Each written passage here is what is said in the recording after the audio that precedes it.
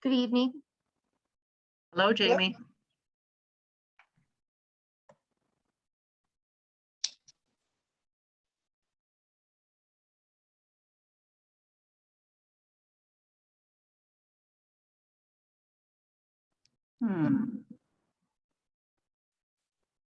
There we go.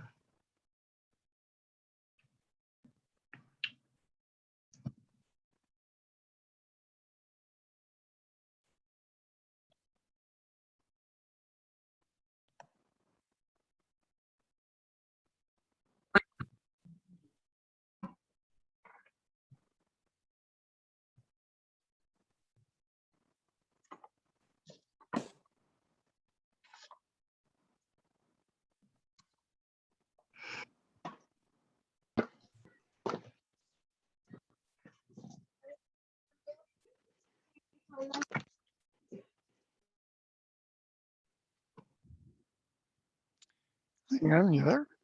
Hi, Tim. Hello.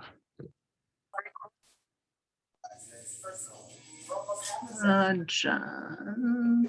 Oops.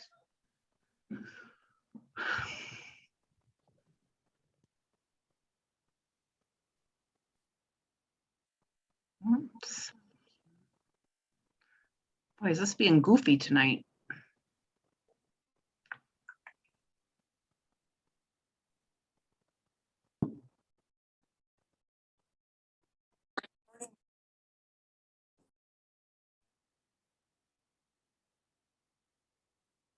Hey, Bill. And Yeah, it's like all of a sudden stop letting me see. I mean, not that it matters who's in the waiting room, but it just says 2 people in the waiting room, and didn't say who. So I didn't know who was coming in next. And it was you, just me. just you. Oh, there it goes.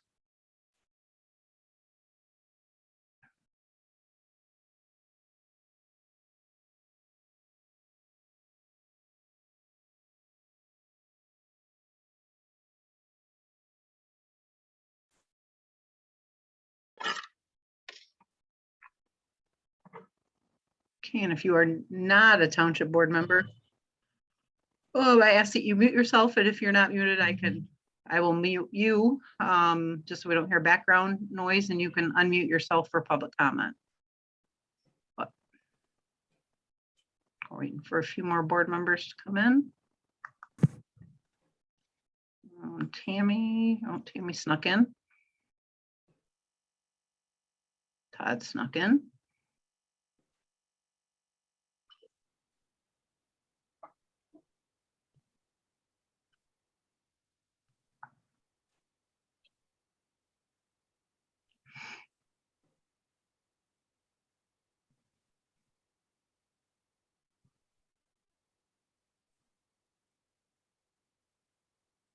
Tim, you look like a young man in that picture.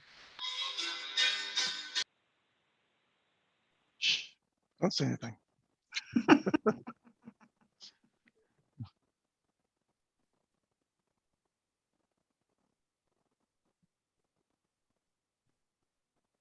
Not that you're old now. I'm not insulted at all. Don't worry. It's just, yeah, it's just a picture that I have available.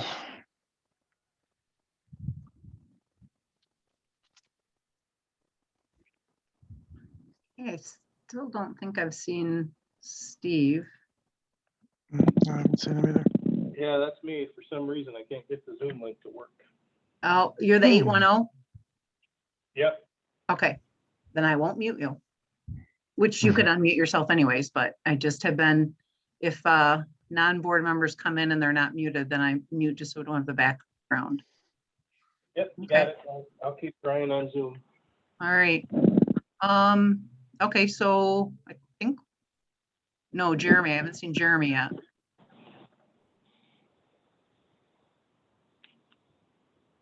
Tammy, do we think that Jeremy's supposed to be here?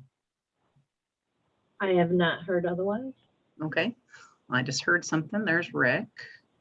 I don't even know what time it is. Oh, well, I guess we're a couple of minutes after.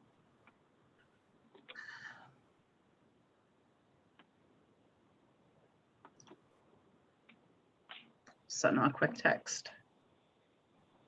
There's Catherine.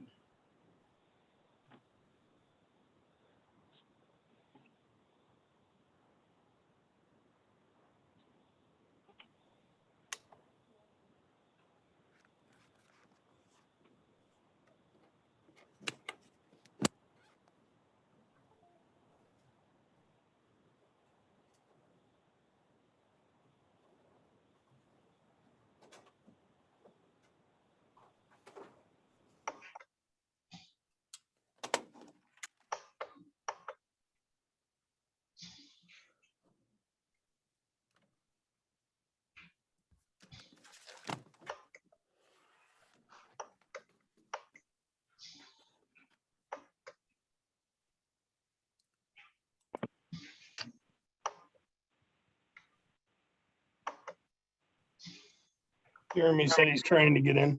Oh, I see him now.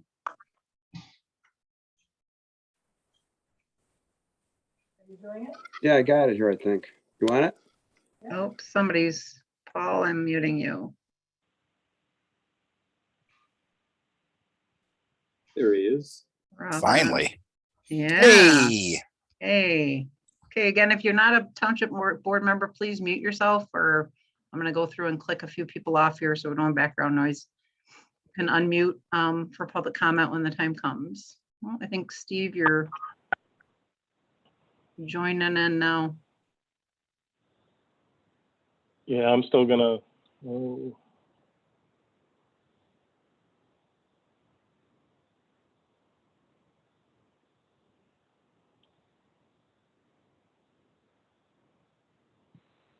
Hmm, well, it's trying. yeah. All right, well, I guess everybody's here. I mean, board wise. All right, so with that, let's call this regularly scheduled board meeting to order. It's August 23rd at 7:05. We'll start by roll call, please. Mr. Cummings, Here, Ms. McGuire, Here. Mr. Spencer, here. Mr. Palmer, Here. Mr. Sutton here, Mr. Wusterbar, Present. Ms. Richards. Here. All right, the gang's all here. Can you see the flag then? I think I shared that. Yes. Okay, we'll start with the Pledge of Allegiance then, please.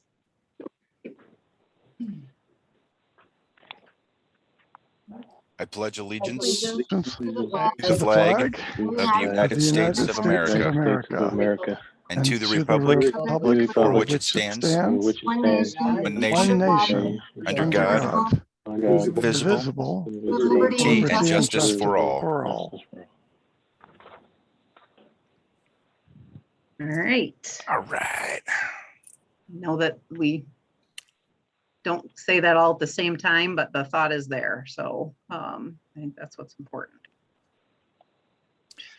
I think Agree. with the lag time, I don't think that it's possible to say it all at the same time unless we rehearse it. Yeah. I really don't with between the different internet connections and whatnot. Now I think it'd be miserable trying to get it to actually sync up. Okay. And is the board agenda now on? Yeah. Or share, Yes. share screen? Okay. All right. So Roll call. yeah, actually, I We- think I did that already, We, didn't I? we did that already. Yeah, exactly. What are we Whoopsie. doing here? I jumped out of place. Whoopsie, fire me. So now we're on to agenda additions. Do we have any agenda additions this evening? I mean, Tammy and I were not aware of any. Hearing none. We are on to public comment. Sorry, I got people joining here. All right, so the first public comment, both public comments are limited to 4 minutes. The first public comment is supposed to be for something that is on the agenda this evening to be discussed. There is a second public at the end of the meeting as well, at which time you can speak about anything. But again, first public comment is supposed to be in regard to items on the agenda this evening. So that being said, is there anybody that would like to speak for a public comment? Either use the raise hand feature or.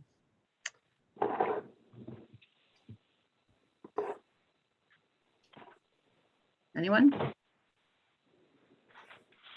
See one raised hand. Mark Miller, you should be able to go ahead and unmute. Sure, I'll speak. And looking at the minutes for not the minutes, the package, I would like to see the township go out for bids on the audit. I think you need to look at other CPA firms in the area and looking at, I'll just leave it at that. Thank you. Okay, thank you, Mark. Is there anybody else that would like to speak in regard to an agenda item?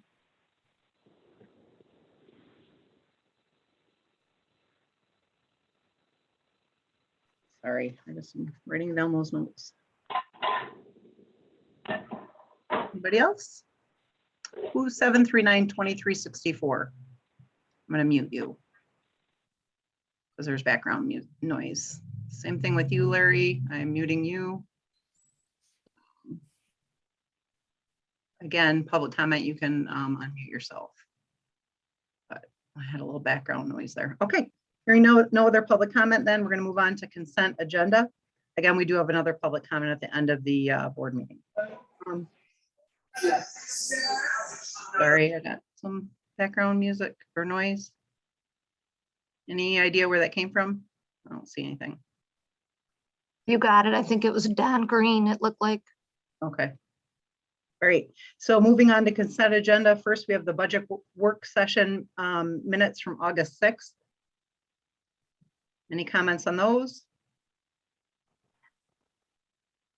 Hey, next we had August 9th meeting minutes. There were actually, well, is it the 8th or the 9th? The 9th. Should be the 9th. Okay, so the agenda indicates the 8th, but meeting minutes from August 9th, there was a few things that I just got with Josh before the board this evening, and he did update those and send them out. Just kind of go through those. Did everybody get those by any chance? Just looking at them right now. Okay, so the couple things that I noted was on page 2, tax abatement policy. We actually postponed that to the next board meeting. So he corrected that.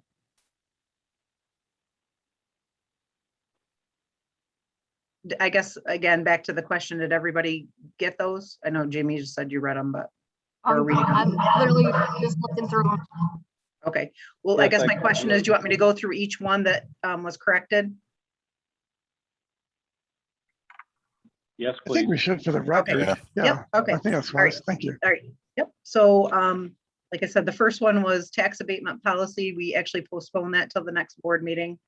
And then next, I had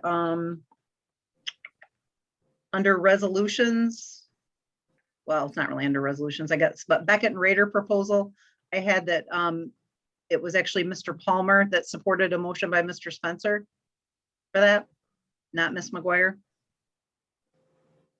And then under Northern assessing contract increase request, that was supposed to be earmarked for employee raises, not assessor services. And then on page 7 of the meeting minutes, we actually missed an agenda item. It was the top tree utility easement, where Mr. Westerbarth made the motion, Mr. Cummings supported it to approve that easement.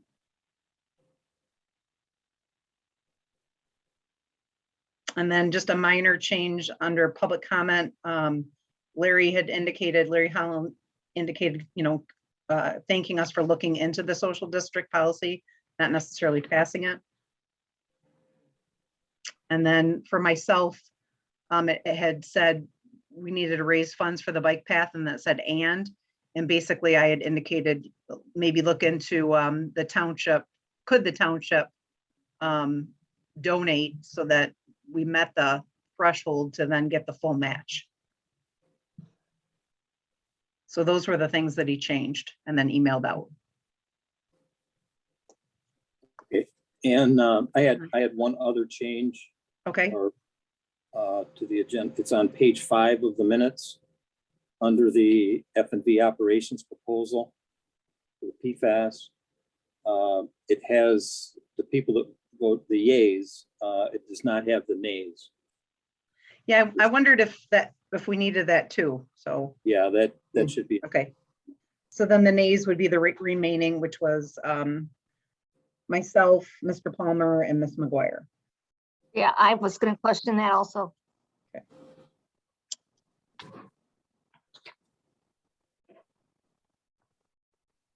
All right, otherwise, does that sound good? Yeah, that was all I had. Okay. All right. And then the other meeting minutes were the special, we also had the closed session meeting minutes from August 16th. Or special meeting minutes, I should say. And those were, the only thing I noted there was, which was the property disposition negotiation committee was actually, the names needed to be added. Palmer, Mr. Palmer, Mr. Spencer, Mr. Sutton, along with the superintendent and the EIC director for that committee.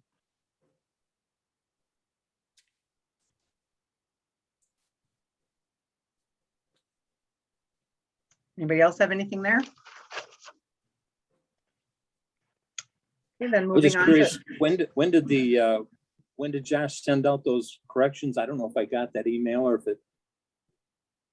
And about 25 minutes before the meeting. yeah, it was just before the meeting. Oh, okay. All right. All right, and then so moving on to finance, then we have payment of bills. The first one is the prepaid August 17th check run in the amount of $280,808.22. Does anybody have any questions on those? Is that the first set? Yes. Let's see here. When I read the packet earlier today, there was something on there I had a question about, but I can't remember which set it was in. I'm scrolling down to it. Hang on.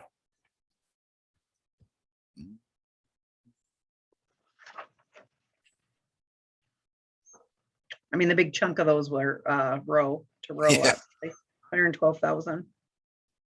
Or no, more than that, I'm sorry. 150, close to 170,000. Must have been on the second set. Okay. I got nothing on the first one. All right, the second check run is dated August 24th in the amount of $44,053.14. Any questions on that?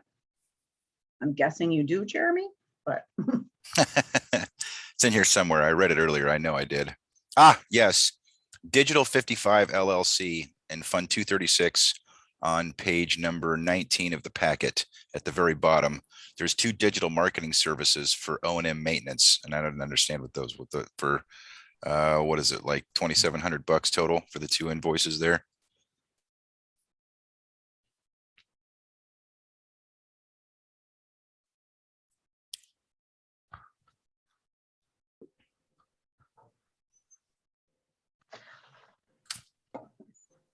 any answers? You just want to know who Digital 55 LLC is and what they're Well, providing? yeah, I mean, what is Digital 55? What service are they providing? And why does property operations and maintenance need it? It's my recollection, that's their website. Mm-hmm. Oh, the maintenance You're department right. has their own site? No, it's not maintenance, I'm it's sorry. property O&M. That would be like it used to be just the Wordsmith district. Josh, do you Oh, have I that bill gotcha. right there? So I'm trying to pull it up here. Is it 236266801, Jeremy? Yes, Professional fees? That yes. would, I believe that's one of both of those bills are from Mr. Dickerson for professional services through Digital 55. They did like our videos for the one that's on the website. Oh, and it was some just other paid things. for out of that account? Yes. So they paid Yeah, for it's it out not of for the, me. so they paid for it out of the property and maintenance for the airport area, but they didn't put any pictures of planes in the video? It's Am I, not, directly for that area anymore. It's not designated just for the air base anymore. That's why Todd's fees come out of there. Todd Okay. gets paid from that account. That's formerly where like the community development coordinator came out of. Property O&M. Gotcha. So that was for the marketing videos for the website. Okay, good enough. Any other questions on that August 24th check run? Oh yeah, there was one more. So I noticed that we've got Orkin coming in for one department, and somebody else sprayed a different department, and it was just someone's name as Josh Jackson for bug and spider spray for Warrior Pavilion. But then we've got Orkin doing bug treatments. So do we not have a standard company that we use for all those bug treatment services? Orkin generally takes care of Ani Medical, and they used to take care of the community center. So. Okay. I'm not questioning the charges. I just wondered why there were two different companies doing two different things. But is that so that's Orkin? Is that something that the Ani Medical do they require that Orkin provide that service? Does Orkin have some kind of license that allows them to be in there that Josh doesn't, or vice versa? I guess wouldn't be vice versa, but. That I know that Orkin is licensed to go in there. I don't know about Josh or not, in regard to being around medical, medical care facility. Right. You could look into it. Did Tammy, did you add the one for J&J? Yes, I did. Well, no, actually I didn't. I usually do, but not this time. I don't know who put it in. I believe I put that in. Josh dropped it off and Melinda handed it to me. And is that because there was that big bug problem over there? I remember you telling me about that, Tammy, with one of the rentals. That and his spray just eliminates all the spiders, which we have a big problem with out there. Keeps the eggs off everything. With no spiders, no eggs, Righto. And he's pretty cheap too. So. And Any other then questions? Lake Street Railway Company, private drive, $1. That's interesting. What is that? I That's the believe that's like oh, sorry, Jamie, go ahead. Oh, no, that's okay. I think, correct me if I'm wrong, but I think it's for easement that we pay for every year. Yes. We pay him a $1 easement. Yep. Interesting. Well, that's awful nice of them to charge us only $1, huh? Heck, yeah. All right, I'm good. I'm good. All right. So with that, is there a motion to accept the consent agenda? So move. Okay, is there Support. support? Okay. All right, there's a motion by Mr. Spencer, support by Mr. Cummings, to accept the consent agenda with those changes that we went over in regard to meeting minutes. Roll call, please. Mr. Worcesterbarth, Yes. Ms. McGuire, Yes. Mr. Cummings, Yes, Mr. Sutton, yes, Mr. Spencer, Yes. Mr. Palmer, Yes. Ms. Richards. Yes, motion carried. Moving on the agenda, then we have the EIC Director update. I know I saw Todd zoomed in.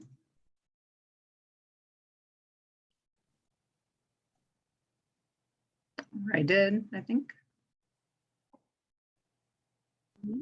There we go. Can you hear me? I saw him. Yep. Hey, Yeah, it was my unmute button was giving me problems. Sorry about that.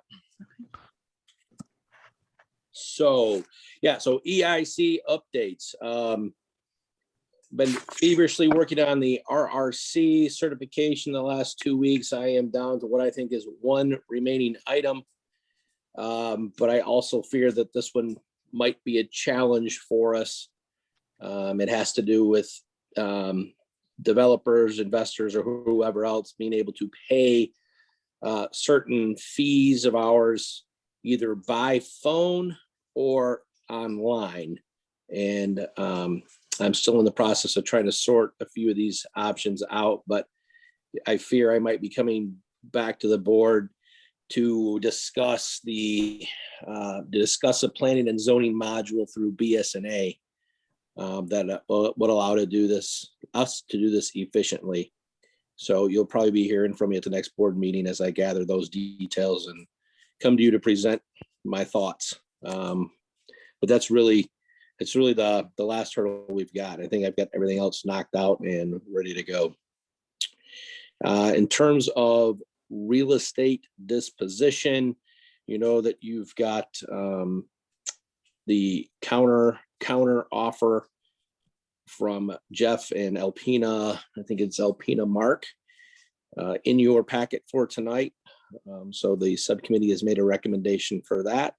And I believe we are sort of in the final stages of the attorneys working back and forth on purchase agreements for both Skeel Avenue and Lake Street. Maybe we're a little closer on Lake Street.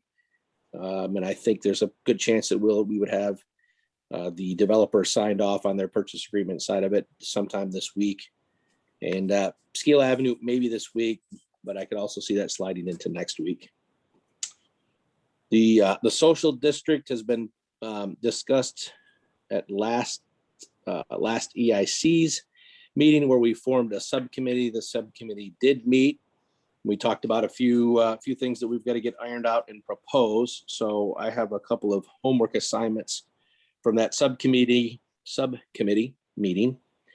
I would plan on getting those knocked out, putting that back in front of the EIC at our next meeting, probably not tomorrow, but then the following meeting.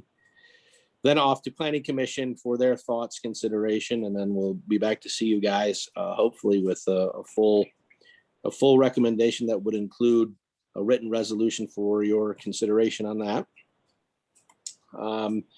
Most of you know that we're off to the North American Space Summit that starts this Sunday, goes through Tuesday night or Wednesday morning. I think we're all set to go there. I have to finalize the attendee, the registration piece to that. But I've got everything else I think teed up. I'll be working this week on just getting the trade booth items gathered up. We're pretty much reusing everything that we did last year to save on budget.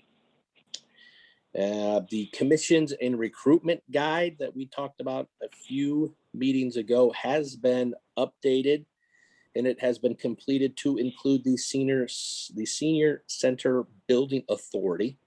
And the new updated document has been posted to the website. So you can guys go online and see where that's at and how that turned out. And then of course, we all know that the EIC had a Furtaw Field planning meeting this last Thursday. That was the third and final of 3 meetings that we hosted to get public input on the future of Furtaw Field. So I'll be tallying up comments and providing some, some reports, some thoughts for the board to consider on that subject. So having said all of that, that is kind of my my recap of the EIC and our recent activities. Okay, thanks. Does anybody have any questions for Todd? No, great job, Todd. Keep it up. Appreciate it. Thank you. Thank you, Todd. You bet. All right, thanks. And you're All right. going to stay, are you going to stay on then for the, obviously the discussion for Ani? Yep, and I think we've got the tax abatement is in Yep. here somewhere too. So yeah, I plan on attending the whole meeting tonight. Okay, thank you. Talk to you again Soon. shortly. Yep. Bye. Okay, next on, then we have the engineering report from Rick. Good evening, everybody. Hello. Hope you're all enjoying the summer weather that we're having. So Very much. Fairly brief tonight. I'll just kind of hit the highlights. Obviously, the first and foremost is on the water main projects. Again, we're still chasing funding for Phase A and Woodland. As far as any opportunities out there, as far as expediting that so that we could still get that out for advertising and construction this fall. the phases B, G, and F41 that are under construction right now. Oscoda Street, Green, and Beach. The main line is all in, been pressure tested and chlorinated. So the next step there is that we will start scheduling service hookups for the residents there. Of the 8 possible connections on those 3 streets, because we actually found out that 2 of the houses are already connected, one to Cedar Lake and one to US 23. But of the 8 that are remaining, we have 5 verbal yeses. And then we've got 3 that we're still making attempts to make contact with. Finished up today, actually, yesterday, I believe, or no, today, with Mr. Friel, the grant easement for just the contractors' access to the property to construct the service lead and then therefore connect the houses. So that's moving along very well. They are progressing out F41. If they haven't got to Colbath Road yet, they're very close, I believe. And then that project, that leg of the project will stop in that vicinity, with the remainder of that running down to the subdivision in there for next year and beyond. I've had several property owners out there reach out to me as far as what the schedule is. So it feels like that we've got a lot of interest out there for hookups for next year and moving on.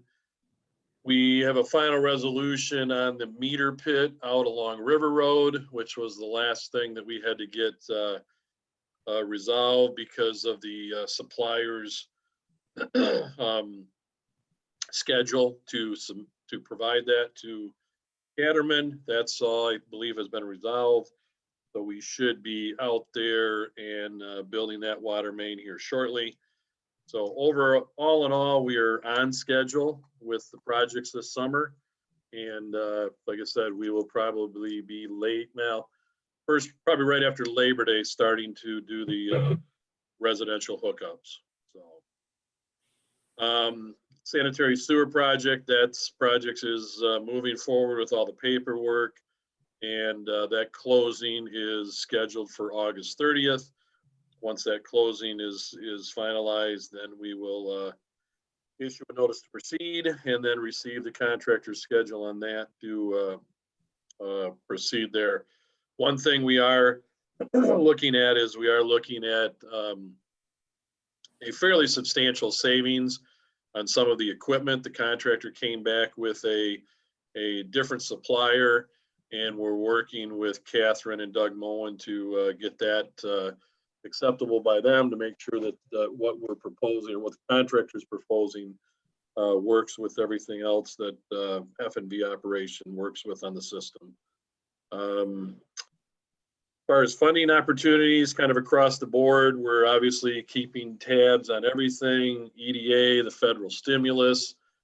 We've all heard the federal infrastructure bill is nearing, I believe, approval in Washington, and exactly what that will mean for non-transportation related projects, which we're most interested in. They have released dollar amounts for transportation, but nothing on utilities and stuff yet. So we're keeping tabs on that. Phase 3 trail project, we're down to, we should have any day the State Historic Preservation Office sign off on the project, which then will leave us just fisheries and wildlife, continuing to do due diligence, making sure we protect the habitat for the rattlesnake, and then the right-of-way agreements with the Forest Service and Consumers Energy. But we're still on track. The plans are all ready to go. The supplemental TAP grant was approved, so we do now have secured the funding all the way to the campground entrance. One note of that, Kathy Sempelli, who we've worked with over the last couple of years through MDOT on this. Her last day in the Economic Development Office is Friday, and she has provided Mike Smith will be her interim replacement. I don't anticipate any misstep in continuing down that process with Mr. Smith. So Wordsmith Air Force Base, we submitted the final report for Gary Kellen and submitted it to Tammy today for review and comment. Basically, that wraps up the study out there of the infrastructure for the industrial park area. The next step will kind of follow that same funding that I just mentioned, working with EDA and federal stimulus to identify where some of the funding for these projects will be coming from here in the future. Other than that, kind of on the site plan side, the lakefront property, the Holiday Inn Express, still waiting to hear from the developer's engineer on some of the final things for Doug Moen and myself to look at from a water and sewer connection standpoint. And then today, or I guess Friday, for Nicole, we got a site plan in for Zubek Motors to look at. And then also Friday, I was part of a meeting on the Bachman Drive water main project. So I'm waiting for information from Mike Russo on that so that we can proceed. We were able to get a commitment from the Eagle on a 14-day turnaround on that permit. So the last thing I have is just kind of an update for, I know some people have been asking. We do have an office location now in Oscoda. We're finishing up the final details with Jen Martin at 45 North Realty to have a sign erected out front. I believe our office equipment for 2 workstations initially is being delivered later this week. And our construction observer right now is utilizing the apartment above the office. And our plan is to initially have it as a field office for survey and construction, but we are already building on growing the office with the idea that we would be hiring some permanent and part-time professionals here in the upcoming future. So with that's my report. Any questions that I can help out with? Where's your new office going? It's 212 North State. It's right straight across from the post office. Almost right across from you, Jeremy. Oh, wow. Oh, you got Yeah. that the old Heritage House Realty building. Mhm. When you said apartment above it, I was like, yes, I think I know, but I will ask. That's where Paul Bunyan was penned. Nice. Mhm. Well, welcome to the township, Rick and Ro. Yes, we're glad to be here. Yeah, How's thank that? you. Very good. How's that sewer project heading south? I heard they broke open the main while they were digging. Haven't heard anything from that from Asabo, but I knew they were trying to push it forward, so Good times. good Yeah, I haven't times. heard anything. Thanks a lot, Rick. Okay, Are Good night. you, Good- you're not on for anything else, are you? I'm not on for anything else, so I will bid Good luck. adieu. Wow, we're not Good hanging night. you out, making you hang out all night. Yeah, okay. And Good thanks night, for coming in everybody. and Good updating. night. Okay, night, Rick. Thank you. Great. Good night, Rick. Good night. Next on is just I asked for the airport authority to be put on for project updates. I just want to let the board know that at the last meeting, Gary did present some good news that the airport authority was actually provided a grant for a project for rehabilitation of taxiway A along with the connector of taxiways B and C. The project is estimated at $7.770 million. And they were just notified that they were selected for funding. It's only got a 5% local match. So that 5% local match is like $388,500. So pretty nice deal. Great. So engineering will occur. They have to do bids for engineering. They're gonna go ASAP. Engineering will occur in 2022 and construction will actually be in 2023. But another successful grant opportunity on behalf of the Airport Authority in Gary Collins. So just wanted to share Thank that. Okay. Yeah. Great. Then moving on then to the superintendent's report. We have quite a few things here. First on is a CPA proposal. Okay, your packet contains a proposal from a CPA firm sought out by the clerk as part of the May 24, 2021 Township Board meeting approving CPA services and training. I will turn this over to Mr. Sutton for further explanation. Thank you. As I had reached out to James from Straley, Lamp and Kraslin. Seems the CPAs are having the same issue when it comes to employees lately as well. In business, I had reached out to a few. He was the one who would come back with an $85 an hour rate, and they do have a government municipal CPA that would come in and work with both me and the treasurer and go through, make sure our books are correct, help us work on addressing the AGs, things that are out there that we need to be able to look for. And then they would just follow up quarterly, reviewing with us once they have us set on the right path. They allude to how many hours the initial investment would be. Not too much. We had went over our last audit and just kind of looking at it, and it seemed pretty simple and straightforward to them. It's hard to put a time on it till they get here, but they weren't expecting to have a bunch of time in. It's just more getting us caught up and then making sure with changing duties back to the treasury, to my office, just making sure we're not missing anything before the end of the year. So getting our books in order, and that way if there's anything that's changed that I need training on or any questions, same thing for Jamie or anybody else while we have them here, just to make sure we've got everything under control and are able to provide you guys with the information you want. So do you need a motion to proceed, or since we've already moved on this, this is the one you're just telling us that you're doing? I would need a motion to approve because the other motion was to go out and bring this to you. Now I've found this one with our hourly rate that we'd be able to work with. So I need a motion for support. Have we ever used this firm in the past? No, they actually did a Sobels audit last year.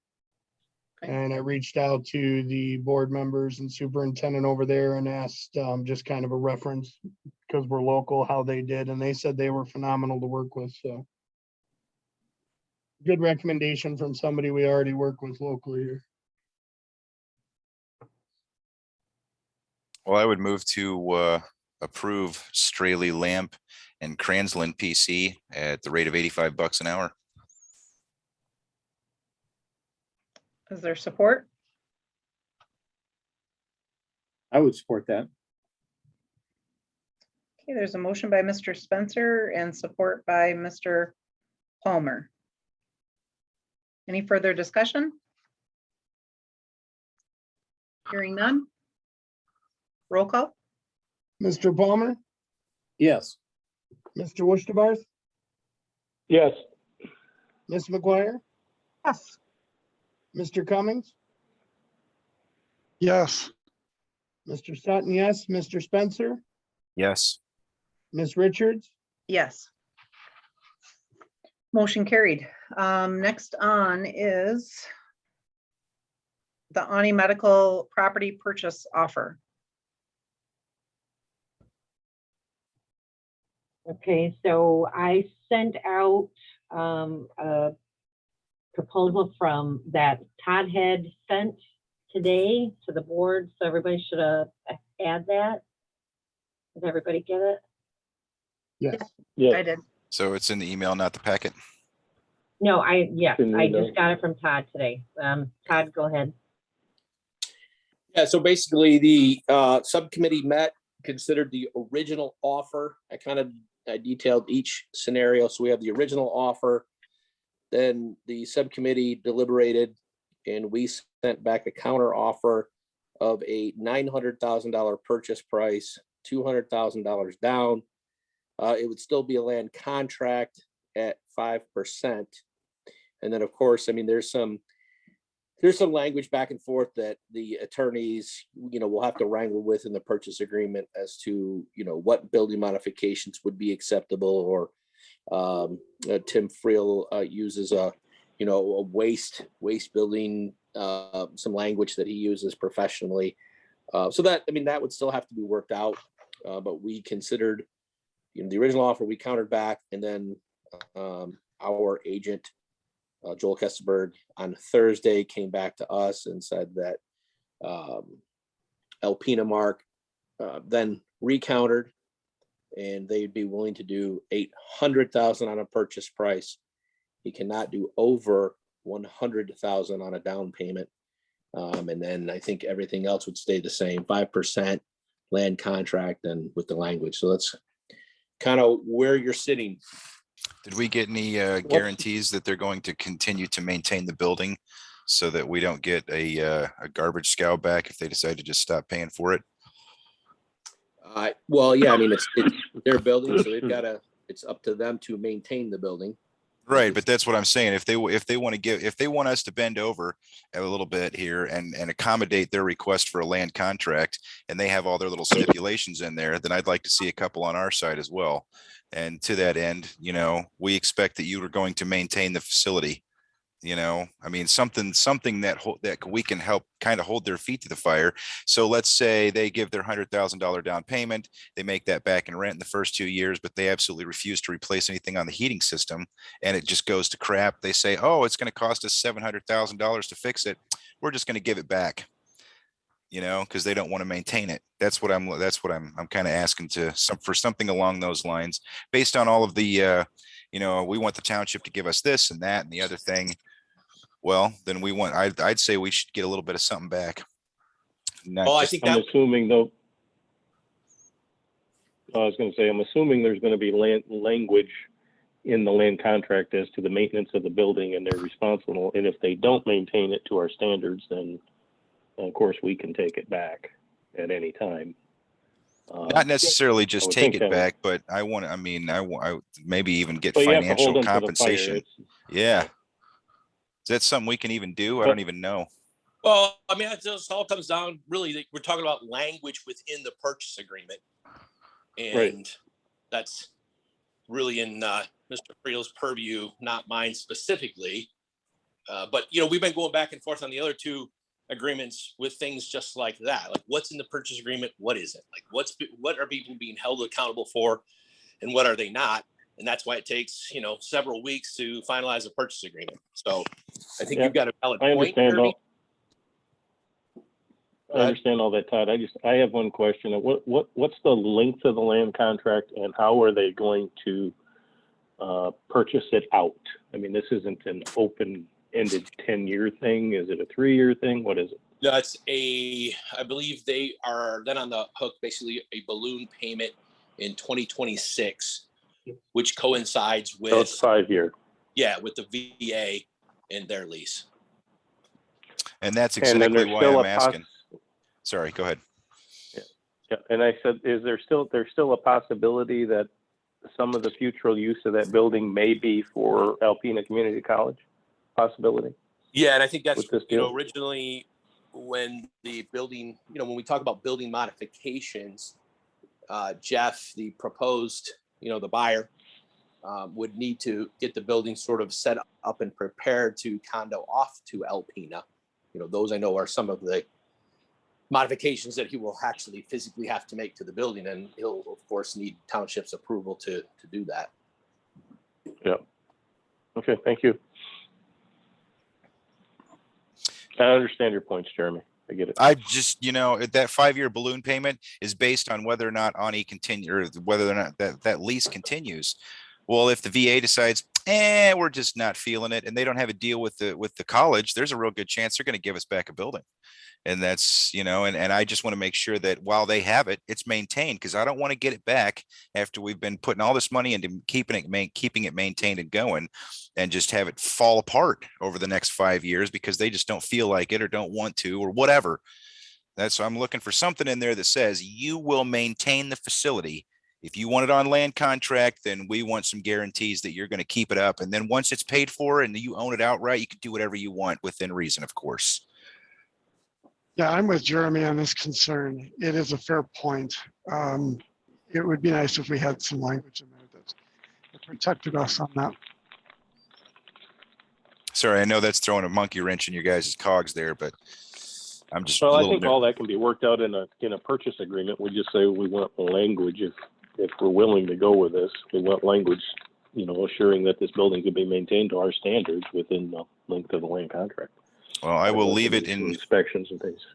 I will leave it in Mr. Dickerson and Mr. Friel's capable hands then, and I'm sure that they will protect the township's backside on this issue. The concept of seller financing, though, it begets all these concerns. I mean, the minute that we agree to anything other than a cash out, we're seller financing, we're playing the part of a bank. So we can have the best language in the world. And I'm just trying to think off the top of my head, if there's any mechanisms we could come up with. I'm talking like indemnity, collateral type stuff that we could have on the side going on. Can't think of anything off the top of my head, but there may be stuff out there, Todd, and I can talk more about that. But we will definitely have language in there about that, and it's not just the purchase agreement, it's going to be the land contract itself. Right. When Todd mentioned the concept of waste, it's an old common law term attendant to land contracts. It isn't like garbage and stuff. It means committing waste to the property. In an old fashioned case, like sawing down trees and stuff, and before you've paid off, or tearing down buildings before you paid the contractor. You can't do that. There's also such a notion as ameliorative waste, which is a positive waste, if you can believe it, actually improving the value from a market standpoint, but the land contract holder doesn't want you to do that for some reason. So that's what Todd was getting at. It's this notion of not letting it go into a state of disrepair, and keeping things up. Yes, when we talk about all the systems, they'll be totally their responsibility. Now, whether or not they won't breach, there's no way we can control that. We could require, biannual inspections by one of our maintenance personnel to go in there and look at it, can't we?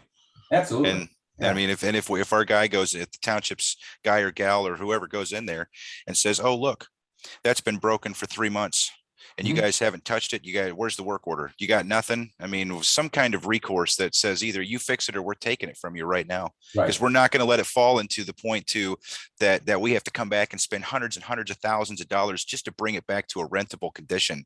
That's not fair to the township, and I don't want us to get caught in that trap. So no, those are the things we do build in for sure. Excellent. Right, and all that.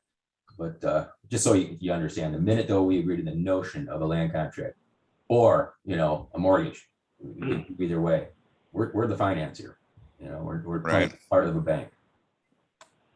So, well, best you can with what you've got, I suppose. And then I guess I just mentioned that the dance academy that is there, they actually, it's kind of a weird property line, but they actually own that a row of where the cars park right in front of their building, which is all kind of like one parking lot that the township owns. But somehow we need to make sure that they're protected, i.e., snow can't be pushed to block them, or or something like that. So I just want to make sure that you guys keep that in mind. That would that be something that we have to take care of, or is that something that since they purchased the building on a land contract, that the studio has to go after the land contract holder? No, that's what I'm saying. That we, the township, need to make sure that we've expressed that to the buyer. Yeah, don't do that. Is there an easement? There's already an easement on that property. So we're selling that parking lot parcel encumbered by that easement. And so there's really nothing we need to do to protect the dance studio. They're already protected by their deed. Okay, I just want to make sure, because I had talked to Scott. I think I did that easement years ago. I did that. Okay. deal. All right, just want to make sure they're taken care of. Yeah. Nice. no, Protected, I should say. definitely, Definitely. All right. So any further discussion or I'm assuming we need some action? Do we need action or?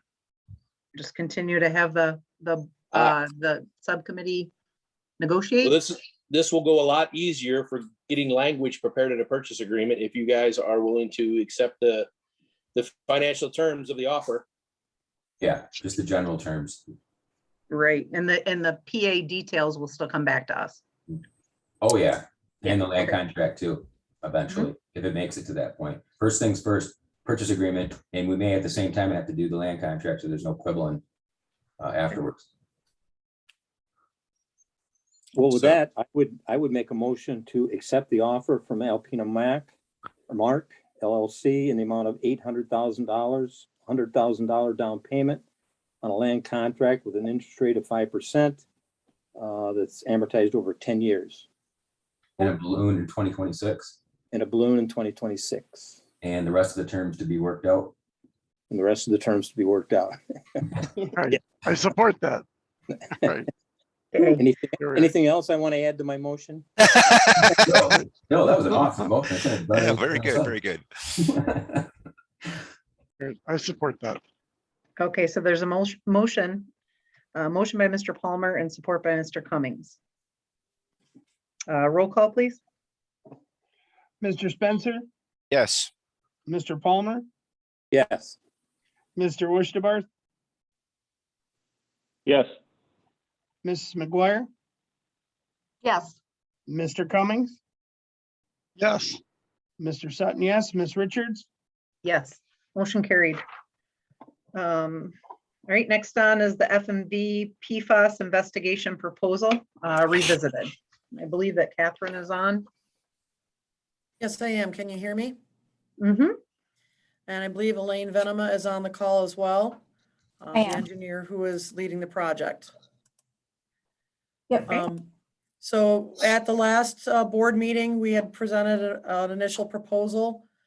There were questions and concerns raised specifically in regard to the laboratory services and whether we had obtained a quote from the laboratory that is on the former Wurtsmith Air Force Base in Viral Labs, and also concerns in regard to the personnel that would be involved in the project. So the current proposal, which is basically updated from the previous one to add more detail, addresses those two concerns. You can see the laboratories, we obtained quotes from 3 labs. Those are firm quotes for 36 samples and 7 equipment blanks. Those are lump sum costs for those samples. And then also a breakdown of the personnel. We did not use specific names because obviously a field technician may be dependent upon, who's available to perform the sampling, environmental specialist, the project engineer, of course, being Elaine. I'm the senior operations manager, and the O&M project manager is Doug Moen. And you'll see that our results are listed as 0 for our billing rate, because any effort that we would have involved in this project is already covered by our operations contract and maintaining, Eagle compliance underneath the guidelines of our existing professional services agreement.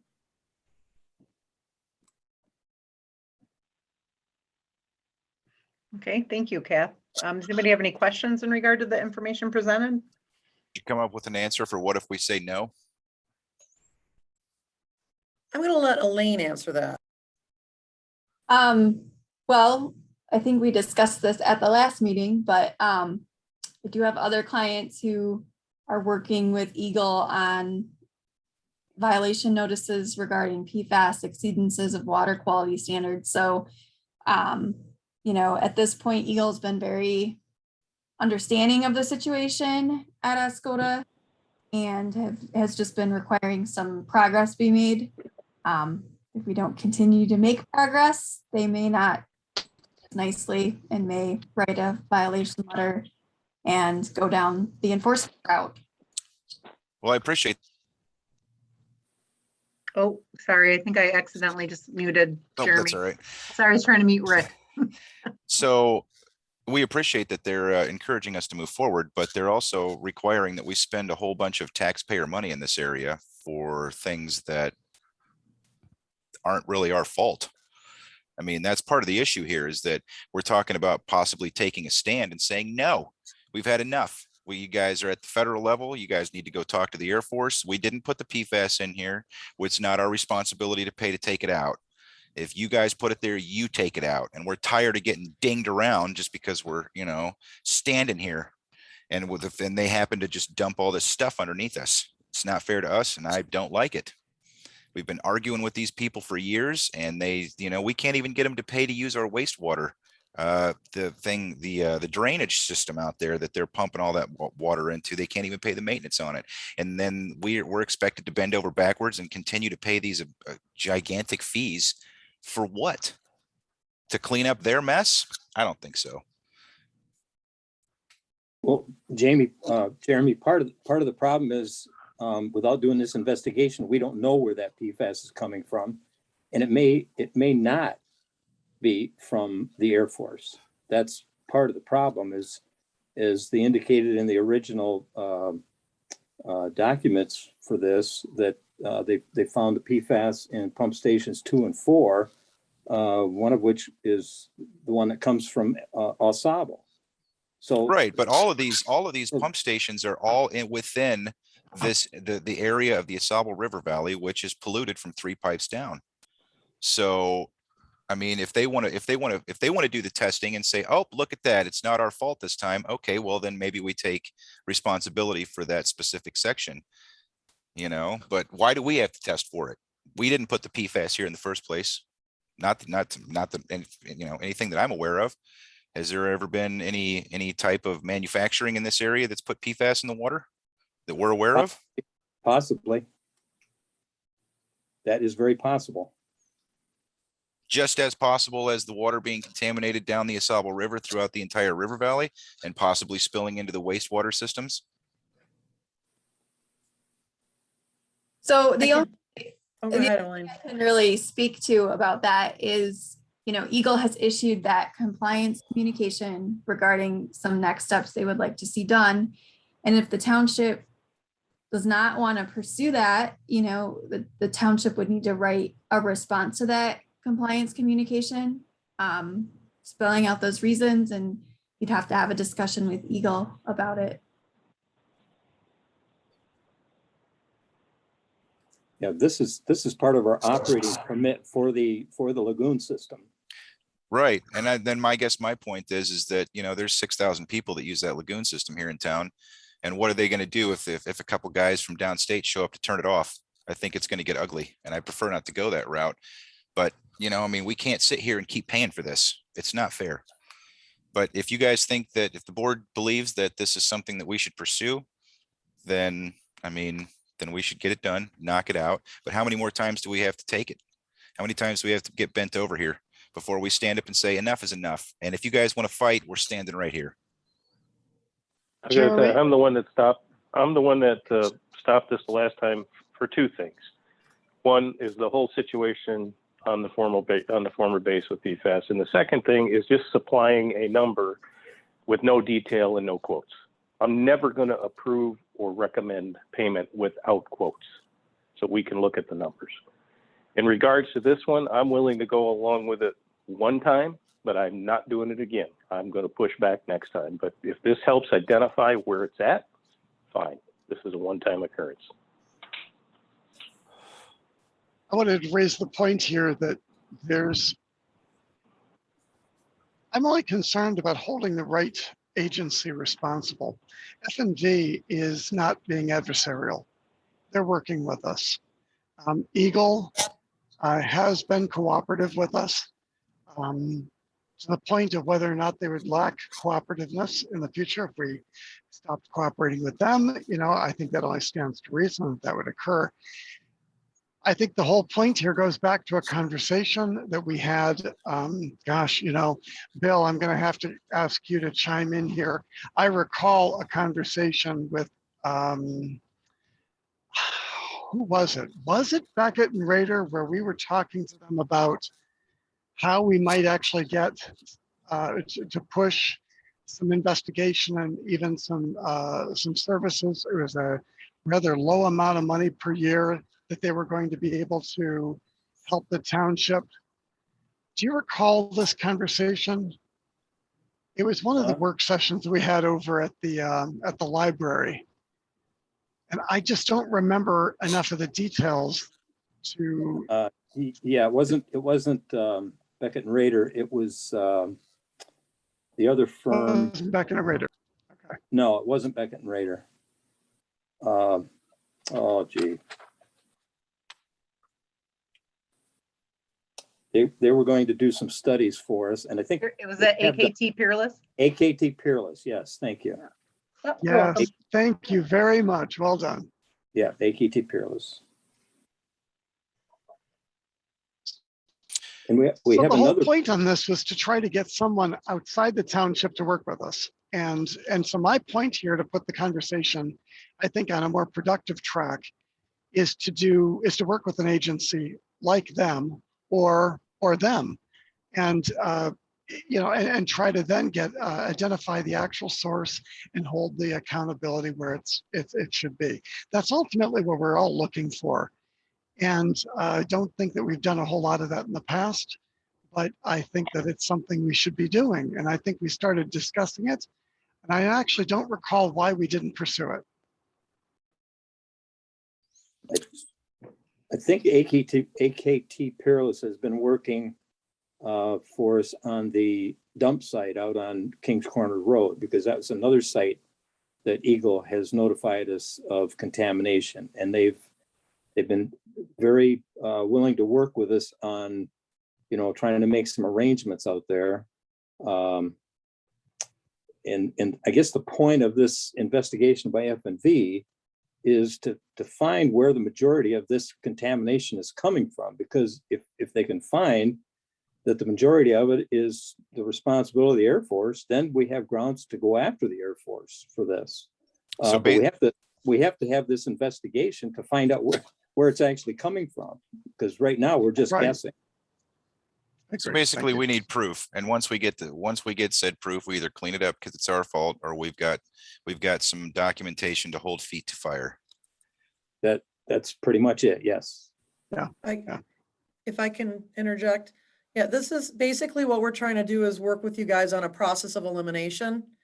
To take now that we've isolated the fact that there's potential source coming into, say, pump station number 2, is to start looking upstream of that pump station to try to find if there is an industry.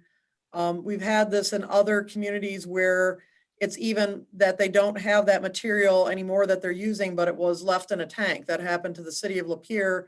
There was a plater that used to be in business there, was no longer in business, but the material was still in a tank in that facility, and it was leaching out into the sewer system, was causing the contamination. And they went after them for the legacy cost of cleaning that all up. And that's what we'd like to try to do with you guys, is to pinpoint, if possible, where it's coming from. And if it ends up, in fact, being all legacy material from the Air Force, then that's just more ammunition for you to go after restitution for that. In no way is this investigation meant to add additional costs for cleanup to the township, because the township as a municipal entity didn't put the PFAS in the system. So it's just a matter of process of elimination, going upstream, trying to locate sources, doing testing where it makes sense, and sampling to try to find that potential source. And we did do some sampling out in the system during the high groundwater time, as well as during a dry time, to see if it was in fact groundwater that was contaminated coming into the sewer. And there wasn't any significant difference between those two sets of samples. But we have all that data available. We've shared it with the supervisor and the superintendent. And I know that there's been some changes in leadership, and we'd be happy to meet with the board as a whole, either by Zoom or however you would want to go over all the data that's been gathered so far and the process that's been undertaken, because I know that this started before the current board was seated. And so there may be some need for some background discussion on what has taken place so far. Mhm. Well, Ms. Venema and Ms. Nguyen, I do appreciate your continued support of our township, and I don't mean to be hostile towards you. That's not my intention. So I'm just irritated that the situation exists and we continue to get browbeat by the state over it. That's where I'm standing here. Are there, and, yeah, oh, I'm sorry. I was just gonna say, if anyone else had questions, then Yeah, somebody else have any questions, or are we ready to act? Well, I would like to make a motion to approve the proposal from F&V for further investigation of the PFAS contamination from the wastewater treatment plant as required by Eagle in an amount not to exceed $39,000. Support. Okay, there's a motion by Mr. Palmer and support by Mr. Cummings.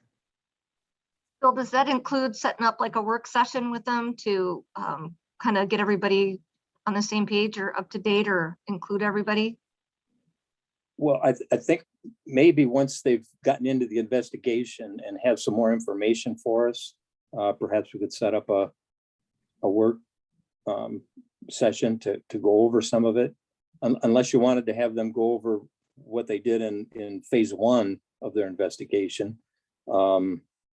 I would think if they can start moving forward with this, they should be able to get some pretty valuable information in a relatively short period of time. And then perhaps we could all sit down at a work session and go over the new data that they're getting and maybe go over what they did in the first phase of this investigation. Right, and that would be at no extra cost to us, Kat? Oh, absolutely not. You know, I'm local. I'm your regional manager, so I'm always available to you guys.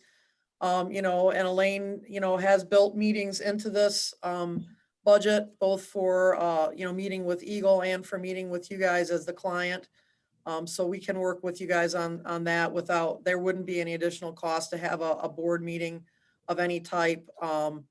You know, either a special board meeting or just a subcommittee meeting, however you guys would want to handle it. You know, you have open meeting acts, you know, it can, you know, situation that you have to deal with, but you know, however you guys would need to do that, I'm always available to answer questions. Thank you. Okay, so with that, we have a motion by Mr. Palmer and support by Mr. Cummings. Any further discussion? All right, then roll call, please. Ms. McGuire, Yes. Mr. Wushtabarth, Yes. Mr. Palmer, Yes. Mr. Sutton, yes, Mr. Spencer, I suppose. Yes. Mr. Cummings, Yes. Ms. Richards. Yes, motion carried. All right, thanks. Thanks for the thorough proposal. I have Or one come back last to thing that. that I need to add. Because the compliance communication had a deadline in it of September 30th, I'd like to work with Ann and Tammy to write something to Eagle asking for an extension on that deadline. Because with the, you know, turnaround time on those samples and being able to put the results together, we wouldn't want to be late, and they generally would need that communication to come from the township. And they're usually very willing to accommodate those types of requests. Do you need a motion to that effect? I mean, as long as you guys are good with it, I don't think we need a motion. How much time would you be looking at, Catherine? Elaine, what do you think? Another month or something? Yeah, I'd like to ask for about a 30-day extension on that, just because we'd probably take the samples in September and then the lab takes about 2 weeks to get us data, and then I need another week to prepare a report. So end of October rather than the end of September. That makes sense. Yeah. Yeah.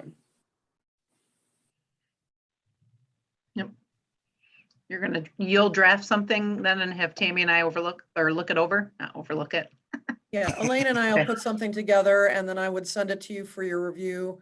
And Okay. then it would be submitted on letterhead, but it's going to be very simple that, you know, due to, you know, timing constraints for laboratory turnaround, et cetera, that you're requesting a 30-day or a 1-month extension till October 31st or whatever. It's not going to be very technical or Right. involved at all. Just use COVID. Yeah, right. We'll just say, listen, we didn't want to do this anyways, but. Right, We exactly. are, and we need 30 more days. So that's Please. it. Okay, all right, sounds good. Thank you. Great, Thank so you. moving on, the next topic is headhunter agency for the superintendent. Tammy? Okay, your packet contains correspondences received back from inquiries sent out to different headhunter recruitment agencies as requested by the Township Board at the July 26, 2021 meeting. In total, 11 inquiries were sent out and 3 were returned. I would ask that you please review and advise for further action. Okay, so it was Cough and Associates. Oh, okay, where's my sticky note? Just lost it. Oh, Cough and Associates, Gov HR, and Careers in Government. Was the Careers in Government though just talking about advertising? I didn't see anything there that talked about. Yeah, that they just do a lot of social media, things like that. It's more like an Okay. online campaign. Gotcha. Okay.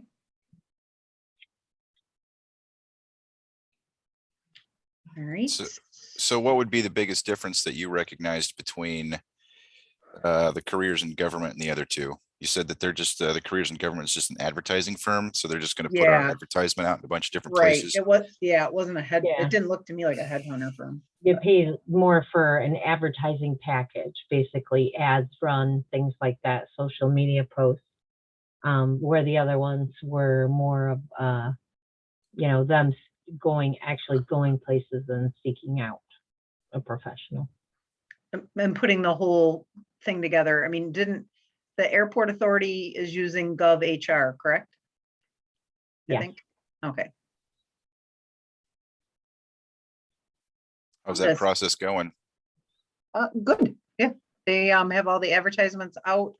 The update at the last meeting they have a timeline. Sorry, I can email it out, but I can't remember when the anticipation of interviews are still in a few weeks from now.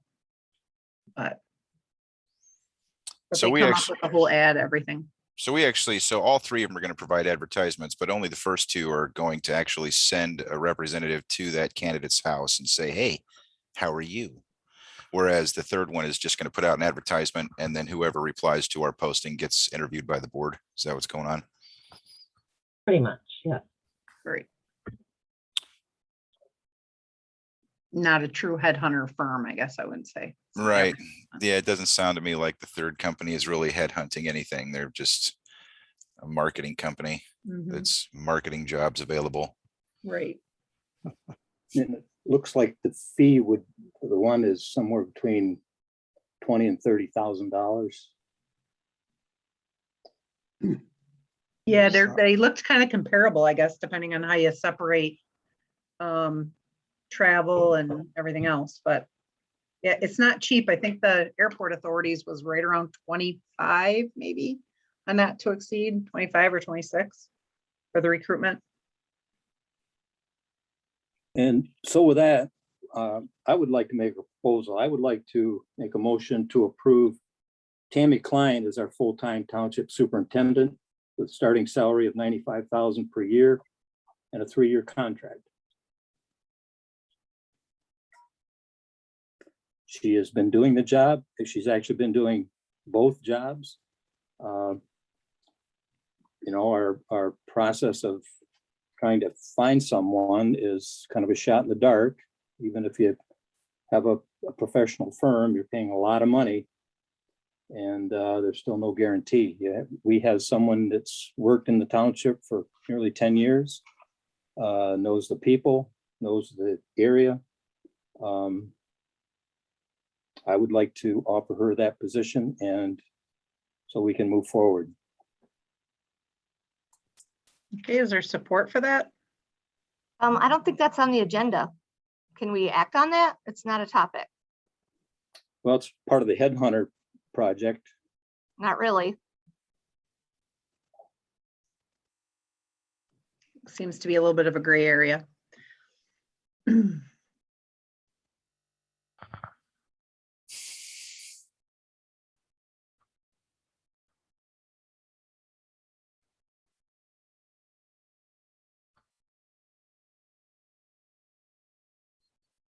I think that's a lot on the headhunter agency. That's something that bothers me. We're putting out a small salary.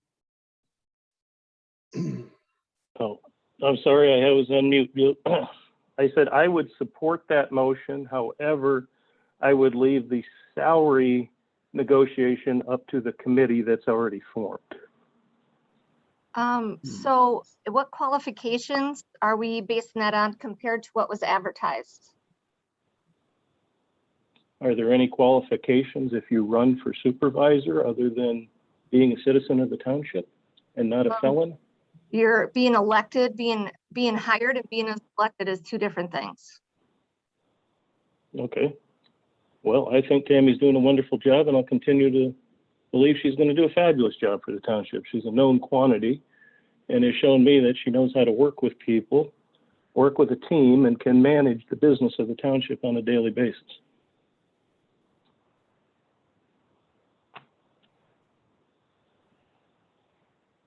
I'm in support of Tammy Klein's candidacy as well. And as far as the topic on the agenda goes, it would be we would need to pursue this $20,000 to $30,000 headhunter fee if we were already going to support her as that candidate for the position. Sorry, I was kind of squinting because you were breaking up on and off, so that's why I was kind of squinting. I don't know why that helps me here, but apparently it I does. understand. Yeah. That's okay. Well, it just looked like if we support Tammy, if there's board approval or board support for that, then we don't have to spend the $20,000 to $30,000 for a headhunter. That was the point I was making. And it's as far as whether this fits under the current agenda item, it's only because it has to do with the identifying a superintendent.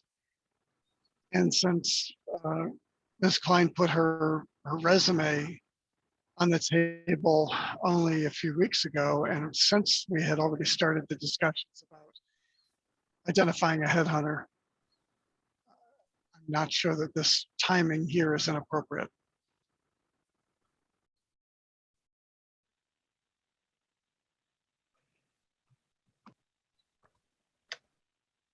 I just, I'm a little confused of that. Well, never mind. Never mind. So there's a motion by Mr. Palmer and support. Steve had indicated he was muted, so wasn't able to support. Support by Mr. Westerbarth to move forward with that. Although you did amend the salary amount, didn't you, Steve? I left the salary alone to be negotiated by the committee that's already in place. I think Mr. Gotcha. Palmer has to I change his believe that- motion to that effect. I will change my motion to delete the salary, and we can use that as part of the negotiation. I will support that. Okay. Well, Real quick, just to clarify, which committee are you referring to, Steve? I believe that we set up the salary negotiation committee. We did. As Bill, Tim, and I believe Ann. Okay, like last fall? No, Yes. I think it was done No. in May or April. whenever we, I think whenever we got the notice on, no, it would have been June. Mitch's resignation. Yeah, so it would have been June. It was recent. Yeah. I believe Oh, the committee is Ann, Bill, and Tim. Wage and for salary committee. compensation. Yeah. And Mr. Friel was part of that. That's right. Yes. Okay, I know. And which one you're talking about. the attorney. Yeah, it was wage and salary committee or something like that. Okay. For the superintendent recruitment, we were Oh, discussing the job posting, and the process that we would all be a part of the interview process. But right. then there would be a committee formed to discuss wages and the salary package and wage. So under section 42.11, it says the selection should be on training and ability alone. So we had other candidates that have already submitted resumes that have more experience and accreditations and bachelor degrees and things like that. So we're not going to consider those other people.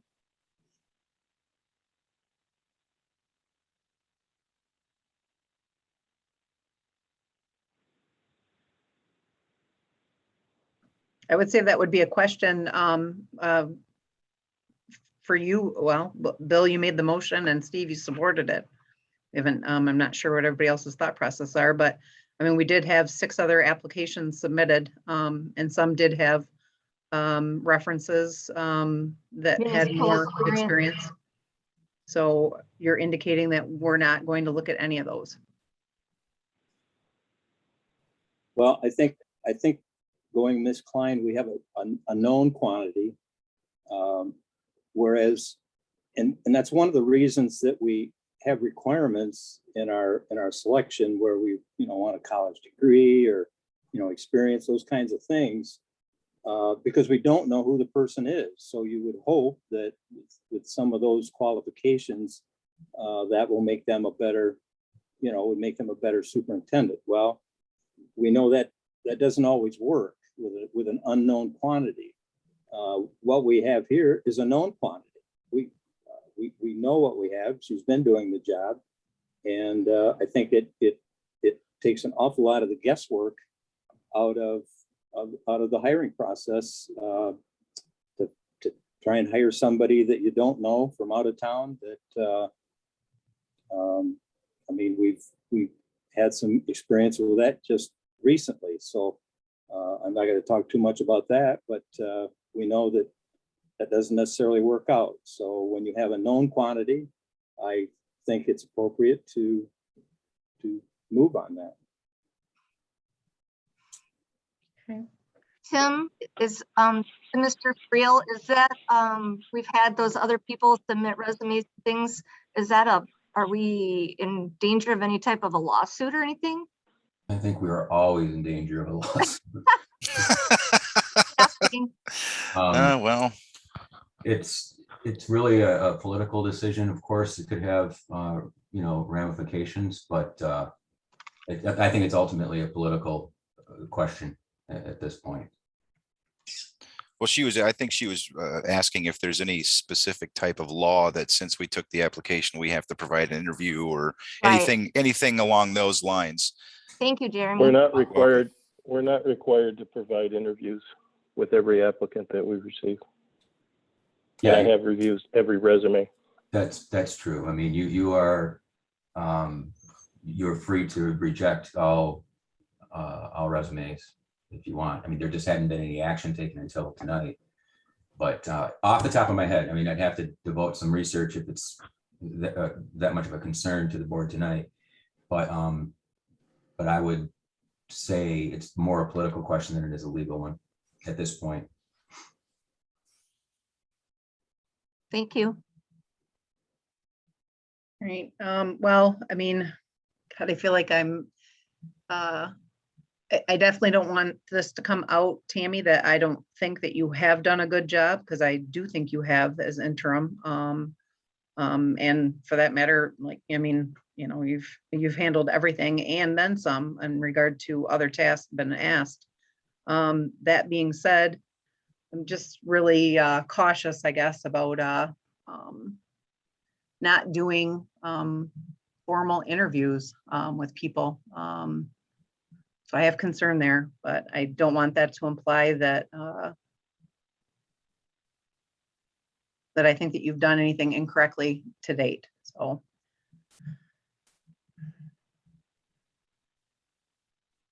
just thought we were going in a different, that we were going in a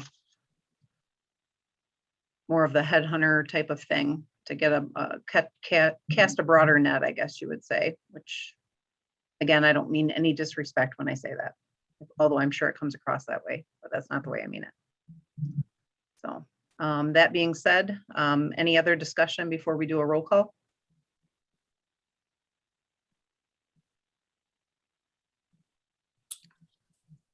Okay, so with that, it is up to a roll call now, please.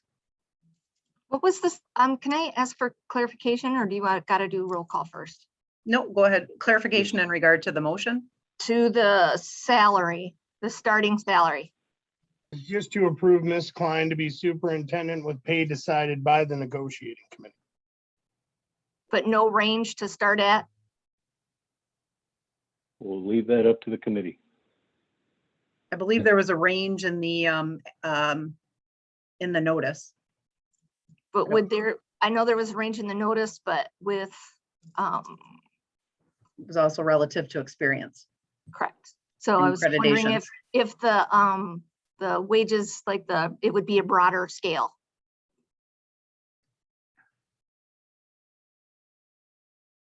I believe the vote has been called to leave that up to the committee.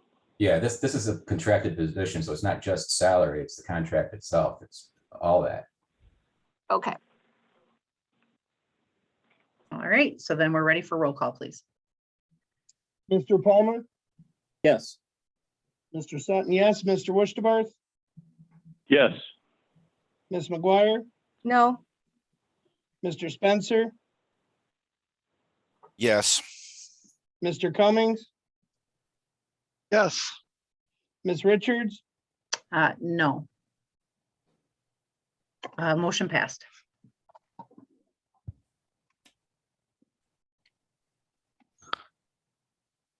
All right, so moving on then, we are to Stevenson and Company Auditor Renewal.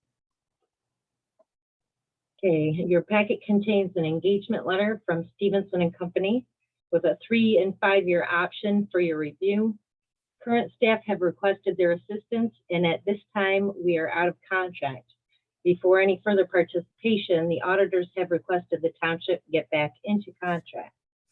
I would ask that the board review the engagement letter from Stevenson and Company and consider contract approval, either 3 or 5 year.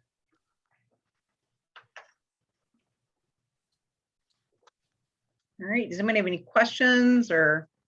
Thought we were going out for bid on this. For a new CPA. Haven't they been around for quite some time? Had Mr. Miller actually made mention of that we should probably find a bounce back and forth between some different CPA firms. we're actually think in the it's time to- middle. Oh, go ahead, Steve. I think it's time to put out an RFP. Is, in my view, running businesses, you need to change auditors every 2 to 3 years. Not to say that they can't come back in a couple of years, but I'd like to see who else is out there with an RFP. We're actually in the middle of a chart of accounts change that's has to be done by April of next year. And we've already started that process with Stevenson and Company. And we also had been working with them. I know it's on the agenda tonight. I'm not really sure what the topic is, but for the 2020 audit adjustment, Cindy sat down with Josh and myself and Mitch and herself and went through, and I know you guys got all copies of that for the end of the year, and was going to work with Josh and I to make sure that we eliminated quite a few of those audit adjustments. But out of the bigger picture, the chart of accounts is a huge deal for the general ledger for Josh's department. I don't know if he wants to speak to any more to that. I would just say that that is a valid point. We are in the middle of that until April. I don't know. I guess I didn't even think to ask Cindy what that would do if we did come into a situation of changing in the middle of that. So what are they doing that the other company is unable to pick up where they left off? I guess would be my question. Well, the biggest thing I think, Jeremy, the CPA proposal, I think it's more like the Woodhill group that like this CPA would come in that, oh, you mean that a different CPA firm besides the one that we just approved? Well, yeah, the CPA firm that we just approved wasn't for this portion of it. They're coming in to Just help us do different things, well, whatever. yeah, to figure out what, I mean, so it appears to me that we had the audit done and the audit produced these results. And these results are being addressed by you and the clerk's office and then the CPA that we just hired to make sure that those adjustments don't have to happen in the future, either by training or by changing procedures and policies.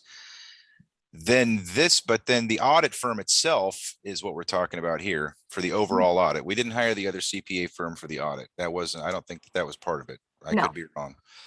But you know, what when we're talking about, you know, the Cynthia Scott is coming in from Stevenson Company, and you're saying that they're in the middle of a process that's changing things. Yes. And then my question is the company that or any of the companies that we're looking at, is any company that's able to do these audits able to perform this account changeover of which you speak? I'm Or sure is- they are, but we're like in the middle of it. Right, and sometimes just having the relationship, which I guess, you know, is what Steve is saying he doesn't like. But I know, like, for instance, like the airport authority was going to go out to bid, but with the switchover, with all the change that happened with Gary leaving, so on, they extended for 1 more year with their current auditor, and then are looking to go out to bid, you know, after that. So I guess. But they you didn't know, give us an option for 1 year. They're well, trying to lock doesn't us mean- into 3 to 5. Well, doesn't mean that they wouldn't do it for They 1 year, wouldn't. so. True. Yeah, I mean- I would caution, Hmm? I'm sorry, excuse me. I would caution that the time to seek bids on a professional type contractor like this, as opposed to, say, you know, a supplier of some sort, is before a contract expires. Right, I guess that's Not that there's not a legit, totally legitimate interest in an RFP-ing this, if you're inclined, but it would have been, say, 6 months before our current Right. contract expired, and I think it already expired some months ago. So Correct. maybe go back to Stevenson and see if they would do, if this would otherwise, you know, placate you guys, an extension, you know, a 1-year extension or something. as Can opposed we, to just a can 3 we or move 5. to it? Could we move to There's- accept the there's contract no- for 1 year only? Even though it, There's no reason why the CPA we just approved tonight can't do the work that we're talking about. No. So No, in they my- can't No, do they that. can't, Steve. They can't. That's a Can't- conflict of They can't interest. audit their own work. Yeah, that's why I've been That's why we suggesting. need the outside one. The Why next, don't- Right. the next So- audit, the next audit is in April. We are in August. We have plenty of time to do an RFP, and we No, have we plenty of don't. time to choose a new auditor. We don't have Okay, plenty of Jamie, I'll time. leave it at that. Well, We don't the have plenty audit of time to starts do in, that. yeah, they start in January. They start. No, I mean, we start preparing in November. Yeah. And we also are in the middle of a chart of accounts change that is mandatory. We are literally out of time to get this chart of accounts change done. And we already have a brand new clerk, a brand new superintendent, new people in the building that we're going to be going through this audit for. And we don't have time to do an RFP for this. I disagree. I'll leave it at that. You don't work down here. So I've Tammy, run many businesses, Jamie. Jamie, I don't understand how this current transition that you've explained before requires that we can't change the accounting firm, as if there's no other accounting firm out there that could possibly know how to advise us. I don't understand. Can you please No, explain? I think that there's other auditing firms and we have gone out for RFPs before in the past. I'm just saying the timeline for this right now, that it's gonna, you're not gonna be able to do, it's August. It's the end, and by the time you're talking, It's technically September. I mean, Yeah, we're like September. Yeah, literally. we'd be asking them to September, come in the middle of and- the projects. and we would have to put together the RFP first, and then we'd have to send the RFP out, and then we would have to look at all the RFPs and then decide that. Well, then you're talking that you're already into November. And then you're like, okay, then you have somebody that's supposed to pick up, or I don't know if they can, and I don't know if even Stevenson would give them the work that they've done on the chart accounts for the township, or if they would have to start the process all over. And actually, I believe that there's a timeline, and maybe Josh or Tammy can speak to this too, of different things that we were supposed to accomplish along the way. And I believe that we're already a good portion between that, where we're at in that process with Stevenson. Well, Yes, I can we- assure you're going to own the worksheets. It's not going to be like it is today. I'm sorry, I missed what you said. What? We are going to own custody of the worksheets that we don't have custody of today. That will be in this RFP. I disagree with the way the auditors do this, and I disagree with the way the contract is written with them. But that was done prior to us, but we're going to fix it going forward, at least from my side.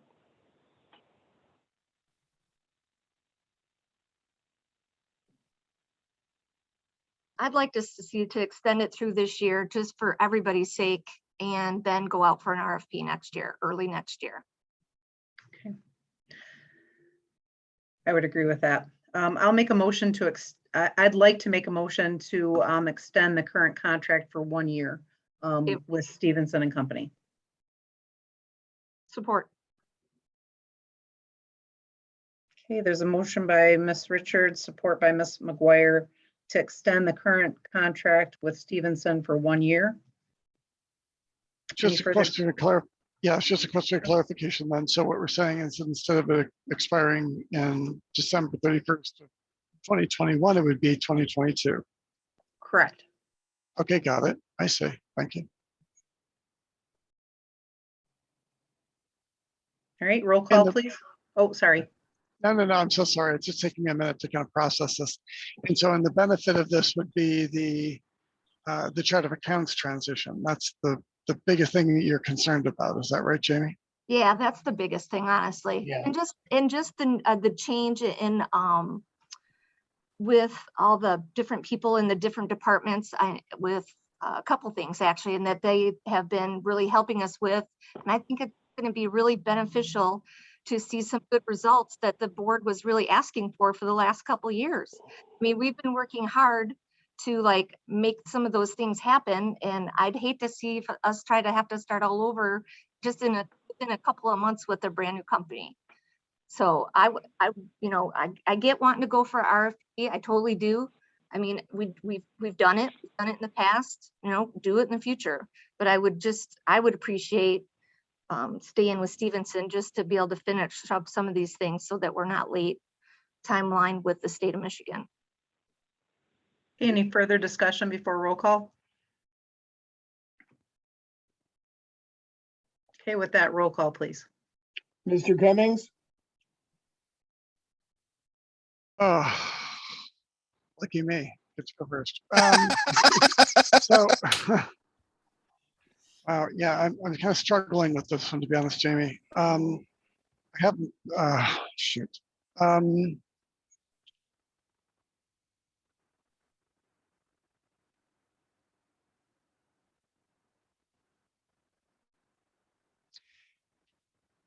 Okay, I'm going to vote no on this one. Mr. Palmer, No. Mr. Sutton, yes. Mr. Worcester, No. Ms. McGuire, Yes. Mr. Spencer,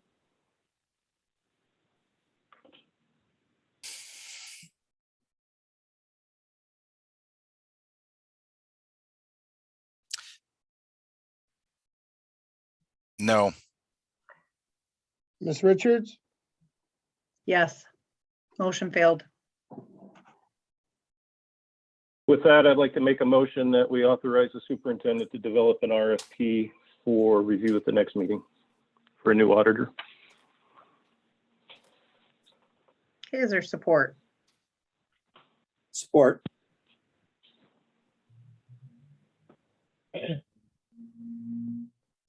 Okay, there's a motion by Mr. Westerbarth, support from Mr. Palmer, I believe. Is that correct? Sorry, I was Yes. writing. Okay. To have the superintendent do an RFP for auditor. Roll call, please. can I get that motion and support one more time, Ann? Sure, there's a motion made by Mr. Westerbarth, support by Mr. Palmer to have the superintendent draft a RFP for an auditor. New auditor firm, I'm sorry. Any further discussion? All right, roll call, please. Mr. Spencer, Yes. Mr. Cummings, Yes, Ms. McGuire, No. Mr. Worcester, Yes. Mr. Palmer, Yes. Mr. Sutton, yes. Ms. Richards, No. Motion passed. Okay, moving on to the contracting labor attorney. Okay, so the township is in need of specialized labor counsel. The township attorney, Mr. Friel, has recommended Masud Labor Law Group. I would ask that the township allow me to engage and retain this group for such matters. What's their hourly rate? $2.35 an hour. And how many hours do we plan on using them? Ballpark? I mean, is this on average, just a guesstimate? I would say maybe 10 hours. I don't think there's, and I'm guessing here, I don't see like a huge need, but at least to have them on board if we do need them, you know, in the future. Is that 10 hours a year? I would say we have negotiations coming up this year also, so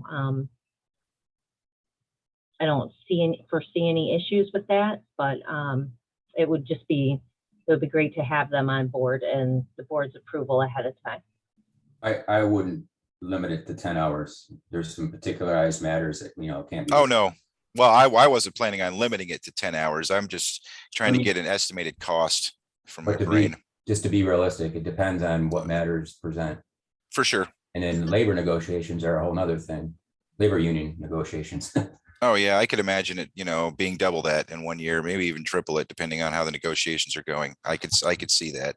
I'm not trying to limit it. I just was, if she's, you know, guesstimating 10 hours a year at, what was it, $185 an hour? $2.35. $2.35 an hour. $2.35. All right. Do Is they there have, further discussion or a motion? Would that be, would the labor attorney, this labor attorney also helping with negotiations for different contracts with the unions? Yes.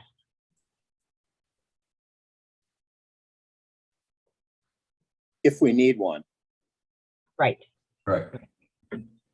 Right, which I believe Mr. Friel indicated when we hired him. Yeah, there are certain matters above and beyond which it's my responsibility, like a primary care position, to refer you to a specialist. And we're presented with a situation of that nature right now.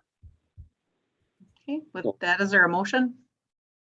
Yeah, I would make a motion to approve the superintendent contacting the labor attorney as recommended by our township attorney, Mr. Friel. Support. Okay, there's a motion by Mr. Palmer, support by Mr. Cummings, I believe. Yes. Okay, roll call, please. Mr. Spencer, yes. Mr. Cummings, Yes. Mr. Palmer, Yes. Mr. Sutton, yes, Mr. Wishbarth, Yes. Ms. McGuire, Oh, yes. Ms. Richards, Yes, motion carried. All right, next on, we have resolutions. Is there an actual resolution there? It's an amendment to an ordinance. Okay. Gotcha. So amendment to section 4.13 regulating plan categories. Was Nicole on the line or are you Yeah. handling it? She's. I'm Oh, here. there she is. Can you I hear see her me? now. Yep. Okay. So we just made a few minor amendments to the State Street Business Neighborhood District. Essentially, all we had to change was the CMU language. We took out CMU4, CMU2, and changed it to just CMU, commercial mixed use. And what that changed was on one side of the street, we were allowing up to 3 stories. The other side was 4 stories. So this change makes it so that it's 4 stories on either side, the east or west side of State Street. And the map had to be changed a little bit. Some of the parcels were showing just the wrong zoning color.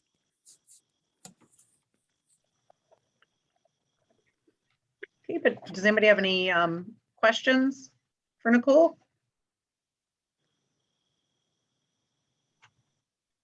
Okay, hearing none, is there a motion? Yeah, I'll make a motion to approve the amendments to the State Street Business Neighborhood District, section 4.13.3 as presented. or Okay, there's a motion by Mr. Palmer and support by Mr. Sutton. Roll call, please. Mr. Cummings, Yes, Ms. McGuire, Yes, Mr. Spencer, Yes, Mr. Palmer, Yes. Mr. Sutton, yes, Mr. Wurstabarth, Yes, Ms. Richards, Yes, motion carried.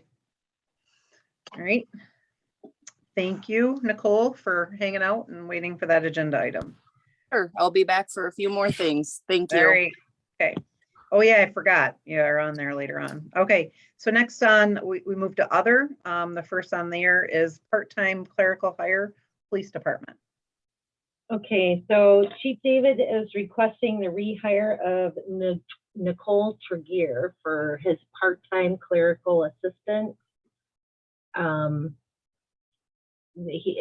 She was previously employed here, as you can see in the memo.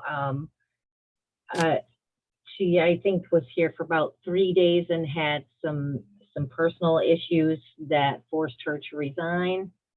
And he is requesting to rehire her again. oh, Was the position ever posted after she resigned, Tammy? Do you know? Well, like recently or right after she resigned this time, or the first time? I guess any and all. So we did have some applications, and it was right in the middle of the Mitch coming in and the election, and they just decided not to bother at that time. So we have not gone back out with an ad, with a help wanted ad, since she left on the 28th. So Of August 2020. of August 2020, yeah. oh, wow. So she's had the time to square her situation away. And since we haven't brought anybody, I mean, she's got the experience. She's been here before, even though it was shortly lived. I guess I would like to see it posted.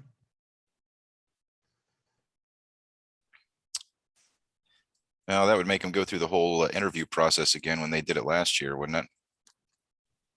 Yes, it would, and there might be some applicants that I don't know anything whatsoever about this applicant, but there might be some applicants out there that are even more qualified that would be a better match for the township. I feel that it's our due diligence to do that. So, I would agree. I think it should get posted.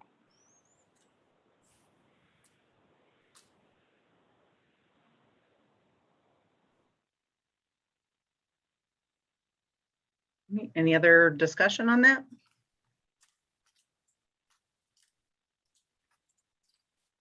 She's already got all the security clearances and everything. Right, I would assume you'd have to rerun those anyways, but I mean, I've had screenings before, and after a certain amount of time it elapses, but I don't really know that for a fact, so I suppose I shouldn't speculate. Yeah, I think you're right. I just don't know what the time frame is for the police department. So I believe that you do have to research. I just don't know how long that is. Yeah, and again, I have no idea who this individual is, so I'm just saying, though, it was almost a year ago, and I just feel that you know, that we should post it and just make sure. I mean, she can apply, and if she is the best match, then she'll be coming back to the board, you know, or we'll be coming back and Mark will be making a recommendation, so. did Mark make a recommendation to you or to us in this situation? In regard to, well, he's recommending in his letter that we hire her, yes. Yeah. Dated August 18th, 2021. So are we asking him to recommend that again? Is that what we're saying? Or No, I'm ultimately indicating, yeah, I'm saying that we would go up, that we would actually post the position and have applications submitted and then interview. Was it posted again after so she was here for a very short time, and then after she left, they didn't post for that position at that time a year ago? Yes, we did. Yes, we did. And we had about 5 applicants, but like I said, it was in transition of Mitch coming in, new board coming in, and it was, you know, kind of, so Chief decided to, you know, just to wait on that. And did she, Tammy, at that time when it was posted back then, did she apply then? No, she was Reapply? in the middle of her Situation. so. Okay.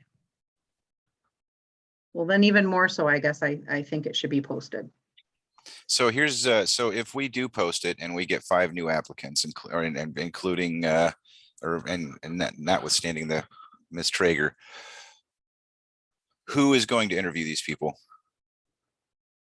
It's usually, it would have been before Chief and Eic McNichol and myself. And who makes the recommendation to the board? Well, that would be a discussion amongst the 3, and then I would bring it back to you, what the decision was, their recommendation. I mean, it just sounds like they've gone through the process multiple times, and I mean, Mr. David or Chief David has brought the same person back. She was not part of the last interview process where they didn't bring anybody to the table. So.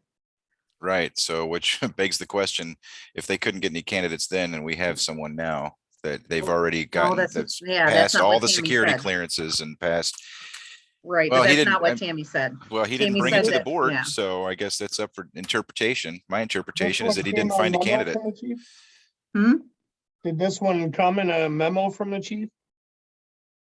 Yeah, it's right there in the board packet. Yeah, it's in the board packet. Yes, Yep. exactly. Yeah, that's what I was asking earlier. So I mean, the chief is standing here saying, I've been through the process here. This is the person I want. And we're gonna tell him no, we're gonna make you go through it all over again. Yeah, I'm not interested in He's done that. second guessing I would feel comfortable making a motion to approve rehiring Nicole Tregear for the part-time clerical. There it is. I support that. Great, there's a motion by Mr. Sutton and support by Mr. Cummings. No, that was Mr. Spencer, Oh, I'm sorry, Mr. Spencer. but thank you. To go with the recommendation from the chief. Roll call, please. Mr. Spencer, Yes. Mr. Cummings, Yes, Ms. McGuire, No, Mr. Wishdebarth, No, simply because I want to see the job posted before there's a recommendation to the board. Mr. Palmer, Yes. Mr. Sutton, yes, Ms. Richards, No. For the same reasons as Steve stated. Motion passed.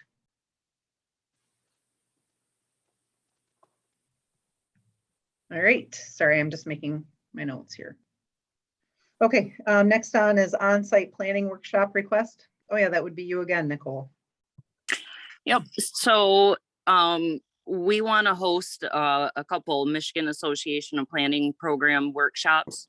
I got the second quote back, and it's a little bit less than the first one for one of the programs. So what I'm asking is for approval to hold these courses for them to not exceed $2,500 per course. As you see on the estimates, they're about 2,200. I'm going to invite the surrounding townships, and every person that attends, they'll have a fee to pay, and that will help cut our costs. So we would pay it up front and then get that reimbursement. Where are you gonna do these workshops? At Warrior Pavilion.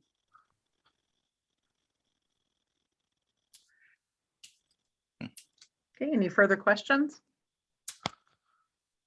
Well, I would just comment that we have done this in the past, it was before COVID. And the sessions were pretty well attended. We actually had a number of people from other communities come in for these sessions. Matt does a very good job. That's the Michigan Association of Planners.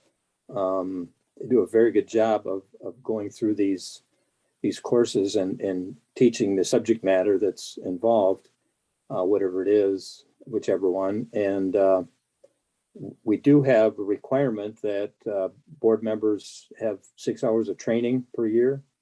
And so it's really a more economical way for the township to have various board members get that training that's required, as opposed to having the township pay for them to travel, to other areas of the state for the same training.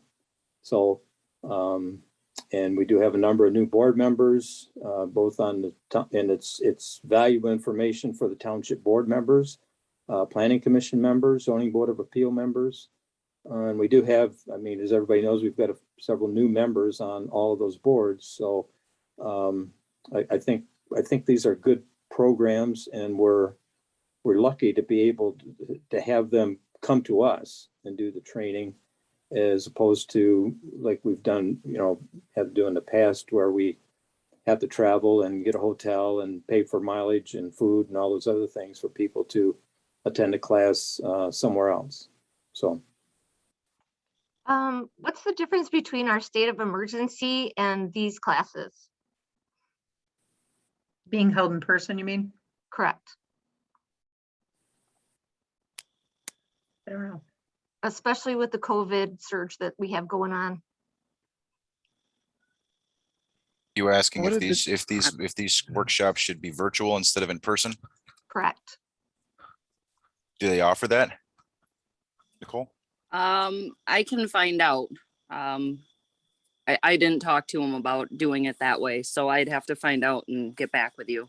Well, Jamie has a valid point, especially because we're not meeting in person yet, specifically because we saw the surge coming and didn't want to get locked out again. So I would say that would probably be a wise course of action to see if we can't do these virtual, as much as I'd like them to be right here in the township. It's COVID. Okay, I'll get with them and see if that's an option. So we'll, do we need a motion to postpone Yeah. this? I'll move to postpone approval of these on-site workshops until our next regularly scheduled meeting. I support that. Okay, there's a motion by Mr. Spencer and support by Mr. Cummings to postpone till our next board meeting, allowing Nicole to get information in regard to Zoom options. Roll call, please. Mr. Wishbarth, Yes. Ms. McGuire, Yes. Mr. Cummings, Yes, Mr. Sutton, yes, Mr. Spencer, Yes. Mr. Palmer, Yes. Ms. Richards. Yes, motion carried. All right, next on is 2020 audit adjustments. Is that just? Okay, for and like I asked for this. information? Well, I asked this to be placed on the agenda for just a simple reason. In my original motion, I asked for all of these audit adjustments to be driven down to root cause and corrective action so they don't happen again.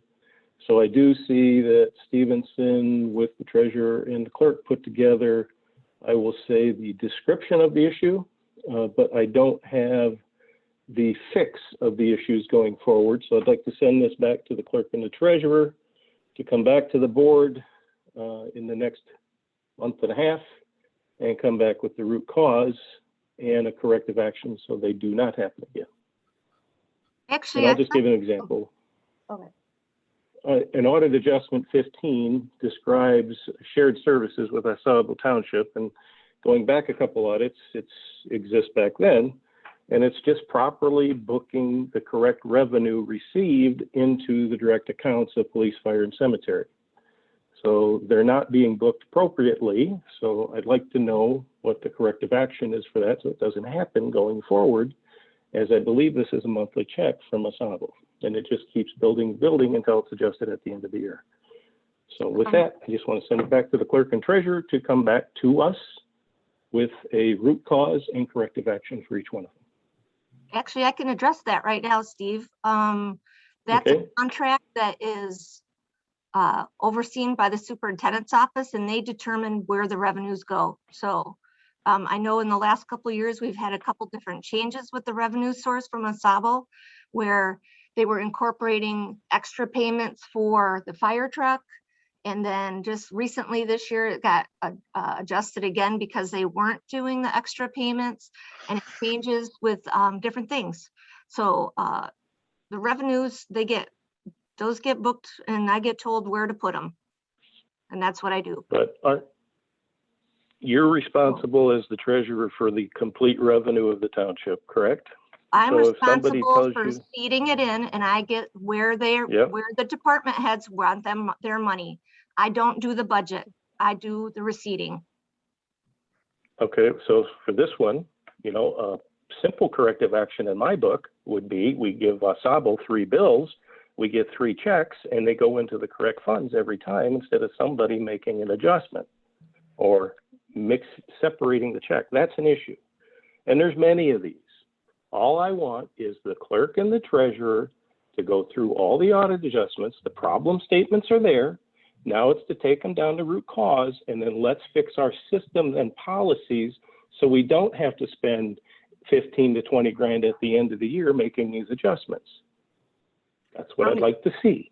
You were actually sent, the entire board was sent an email from Mr. Mitchell on Thursday, June 17th, with the corrective Yes. action and stuff already listed there. We are working Those on are it, the and that was one of, I'm sorry, I was speaking. Could you let me finish? Yes. Thank you. We have corrective action. We have a plan, or had a plan with Stevenson and company with Cindy. She was going to review those things when it got closer to the end of the year and work with us to make sure that all those things were taken care of, as much as the ones that we have that have been reoccurring. I can speak to the ones for the taxes for this part. Anything that has to do with taxes, the auditors have been doing those adjustments since 2004 because it was cheaper for them to do it because they were already doing it, and it was just cheaper overall to do it.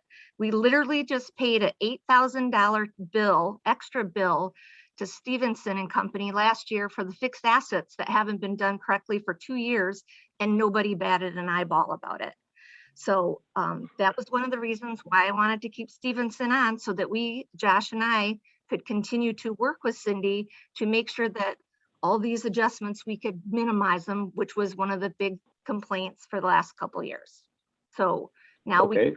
we will have to start all over again with another CPA in order to do that.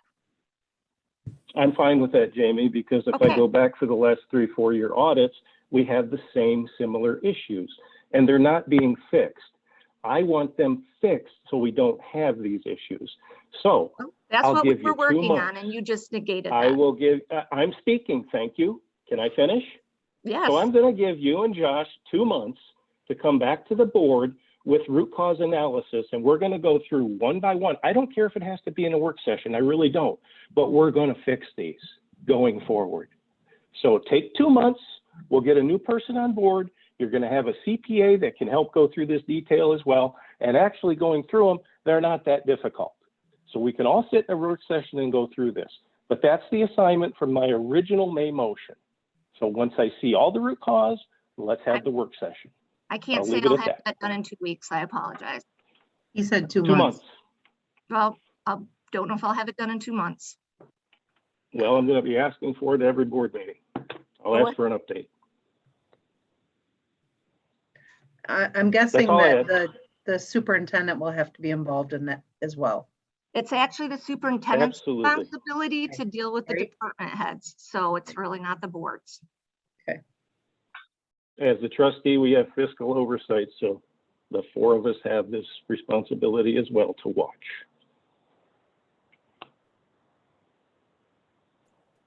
We can go to the next subject. All right, moving on to Open Meetings Act, sale of property. I don't know what there's nothing in the packet, so I believe Tammy indicated that Mr. Frill would be speaking on this. I believe this is Mr. Woosterbrice's item as well. Okay, Oh, yes, I asked it to be placed on the agenda as we had a long discussion about the OMA as regards to sale of property, and there was some misstatements made in that meeting that were clarified by the attorney the next day. So I would like Tim to assure the public that we all understand what the OMA means to sale of property. So Tim, would like to turn it over to you for a few comments Right on. based on what you sent to the board the next day. Thank Yeah, you. I was wondering, I was on there too. Yeah, so there was the discussion about open negotiations relative to the sale of the property in comparison or in contrast to the purchase of the property. And I had made the comment that, we shouldn't be negotiating out in the open, and definitely would stand by that today, and as I have for the last 27 years. Unless it's legit to do so in the interest of the township.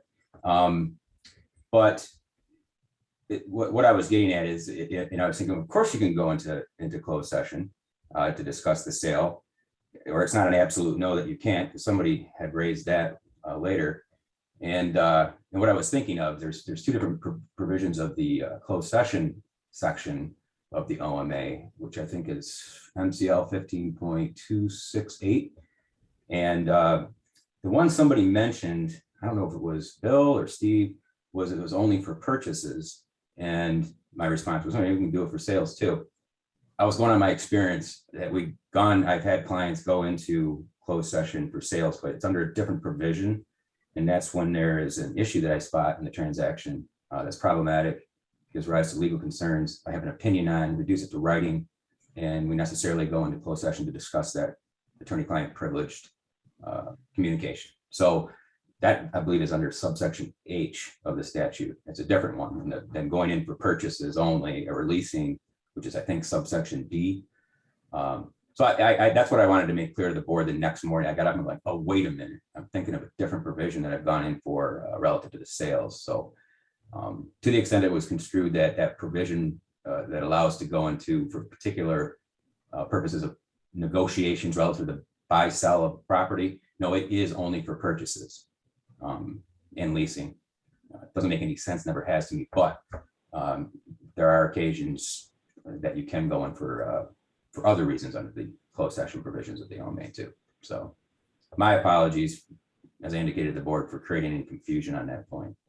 So to clarify, you're Yeah. saying that as a general rule, discussion of the sale of real property is not to be in closed session. But if during the course of the contract negotiations for the sale of that property, you find something in the contract that needs to be discussed in closed session, then we could go into closed session to discuss that one item and then come back out to finish the negotiations for the sale. Well, no, not exactly.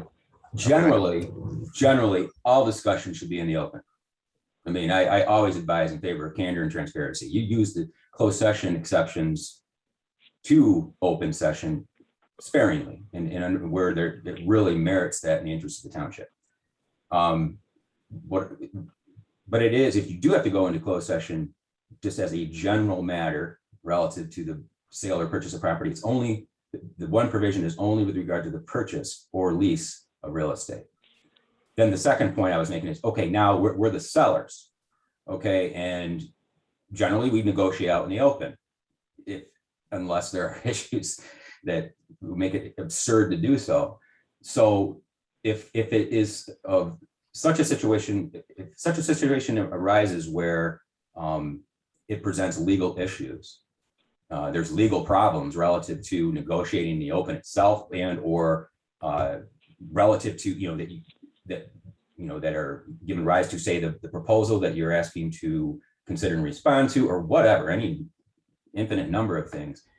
If I write an opinion, it could even be an email of caution and concern about any number of issues, whatever, given the transaction at hand. Just because we're the seller doesn't mean we can't go into closed session. Obviously, we need to discuss attorney-client privilege information in confidence. So that's subsection H that says, or to discuss anything exempt under statute, state or federal law, or something to that extent. Well, it's state law that exempts it under FOIA, and that's what gets you into closed session under that subsection. So it's anything pertaining to that opinion.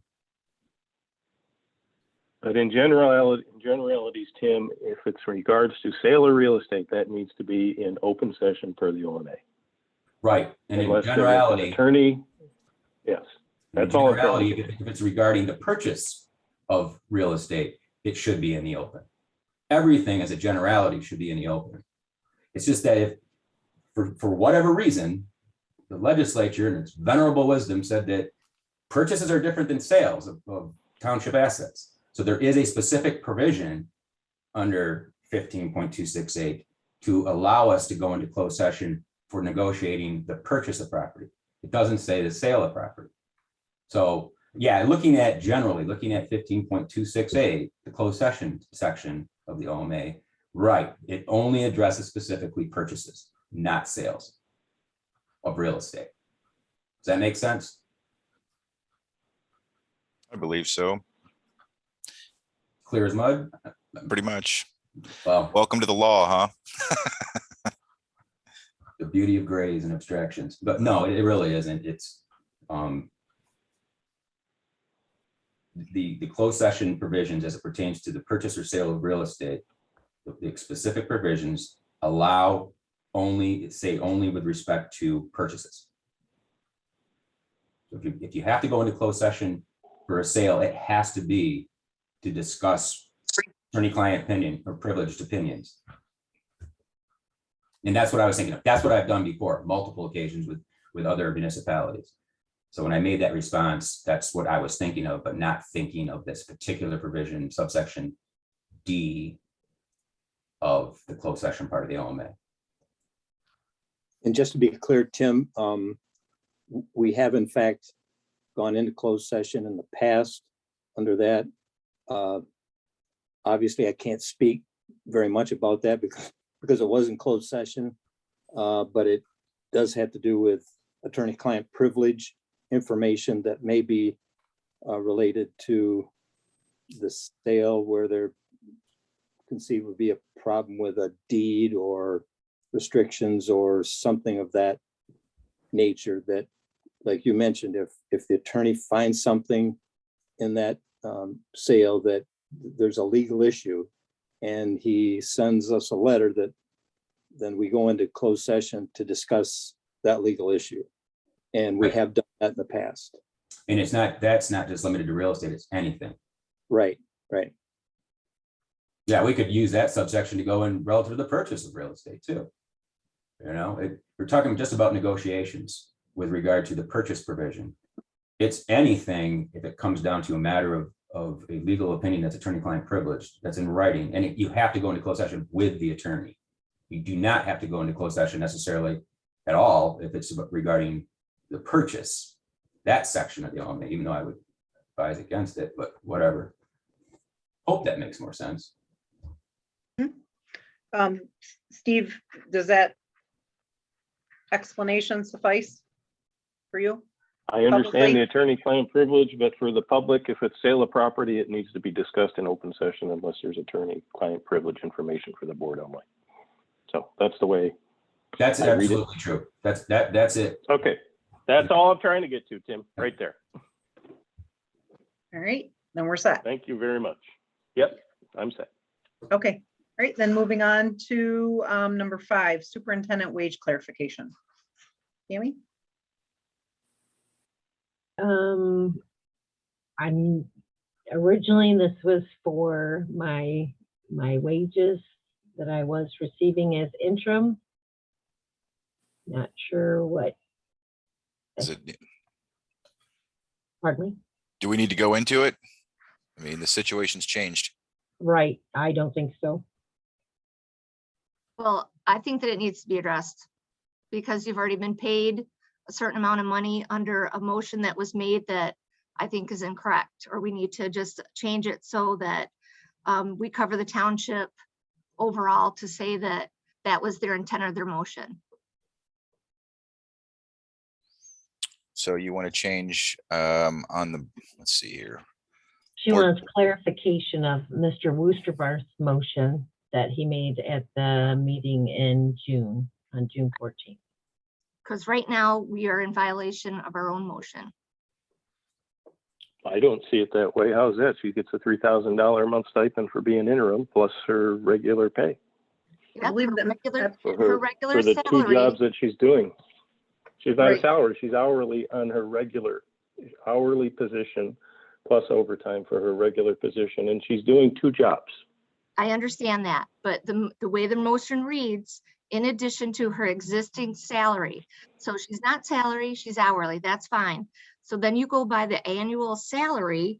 And if you, let's say she's at the top of the pay scale at $19 an hour, she would be getting paid about $39,000 without any overtime.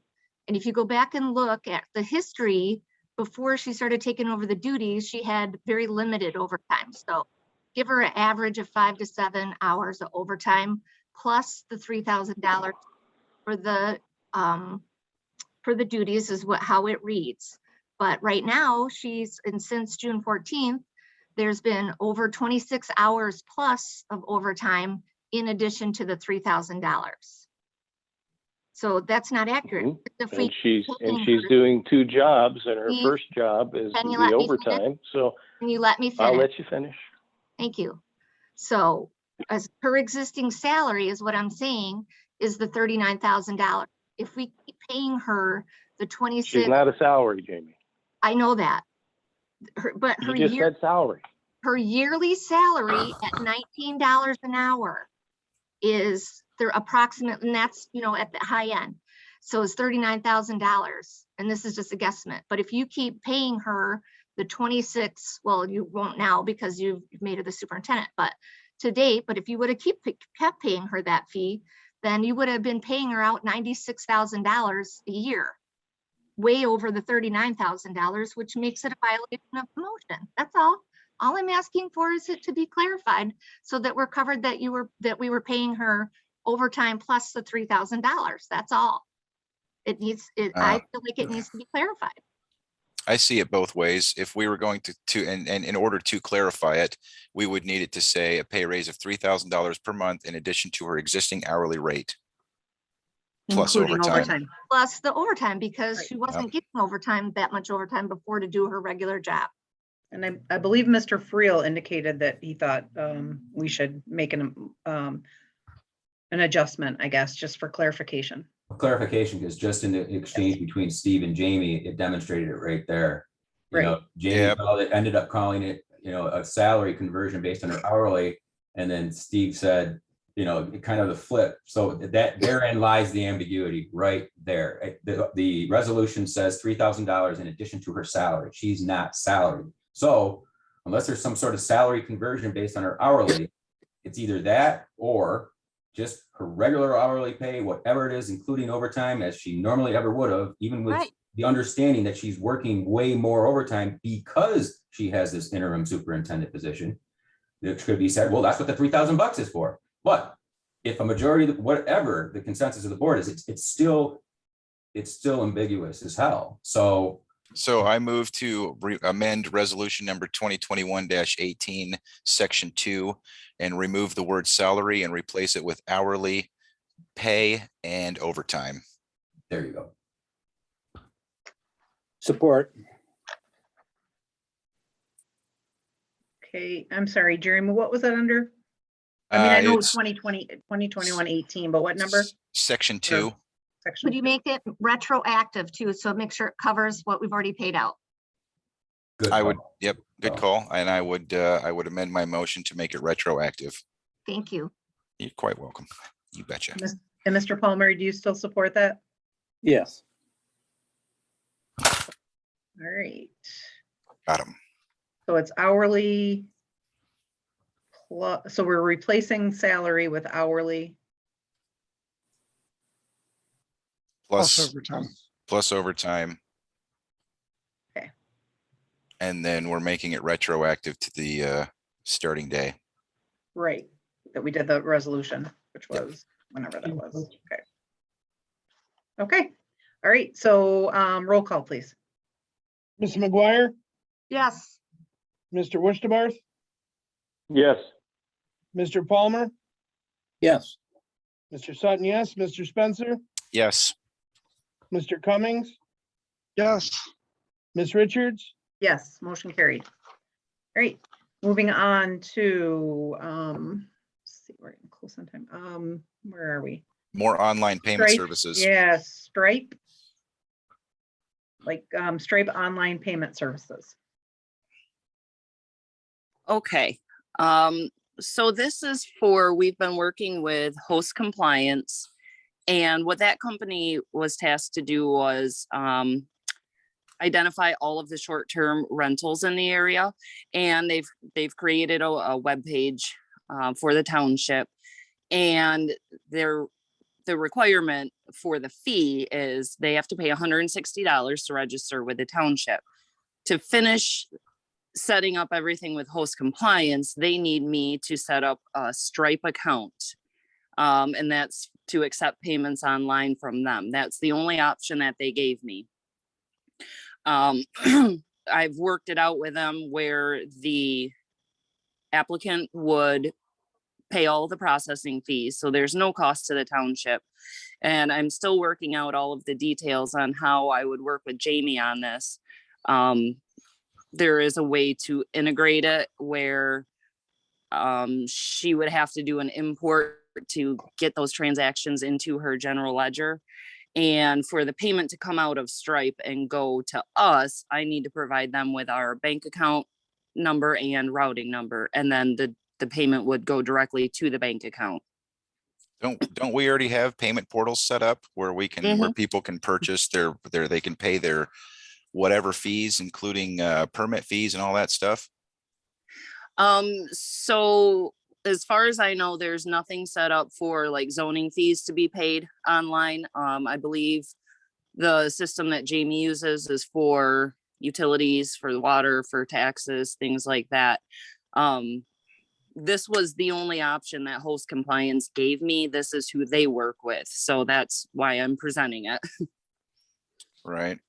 Well, I appreciate that, but I mean, how many more payment portals do we need to purchase here? And I mean, I Miss appreciate McGuire, that as well. Miss McGuire is working on, and I know that the last one didn't work out as well as we'd all hoped with their inability to negotiate a contract, but I mean, but Miss McGuire is working on this. So if she can get a payment portal that can encompass all this, I would rather have one throat to grab myself. We will have one payment portal and all the township services will run through that payment portal for ease of access by Miss McGuire. So she doesn't have to access 27 different payment platforms. I mean, this is getting ridiculous. No, I understand that. Again, I'm just here to present it because this was the only option I was presented with. They said this was the way that I have to set it up. So we are almost complete with getting that web page up and going and getting people to be able to register for these short-term rentals. This is basically the last step. So again, that's why I'm here. And I would like to be able to use the same payment system, because essentially this one is only going to take payments for the short-term rental registration. So I don't find it super beneficial myself. To have to work with a bunch of different companies, but this is what I was told by the company that we've paid decent amount of money to work on everything and put this all together for us. So nice of them to come back at the 11th hour with this requirement, huh? Yeah. And because I didn't start with this process, this was in the works when Eic was zoning director. So I don't know, the beginning of it all and how it started and what impression he was given or assumption he was under with the sort of payment system that they offered. Well, I don't remember having a discussion about payment systems at all. And I was under the impression that any fees would be paid directly to the township treasurer. And then if they require proof of payment, then we can figure out a way to tell them that, yes, this has been paid. But I don't think that we're going to, I'm speaking for myself here. I am not going to say I would approve yet another payment portal. No. Right. Tell them they'll work with what we're going to come up with, and that'll be fine. I didn't expect that. So unfortunately, from my understanding of this whole system is that we've paid host compliance to comb the internet for all of these different short-term rental listings. And they essentially kind of manage it in a way for us. They have the person apply, they create the application, they give me the application number, all of it. And I set it up with them because I wanted to manually approve all of the applications. I couldn't have everything going directly through them. I still needed some involvement, but it's really all kind of in their hands. Before you jump in, Jeremy, I want to get a word in here. It's more than just a payment portal or more than just an online payment service because of the work that they're doing in the background. Why they chose this particular service isn't something that's been explained to us.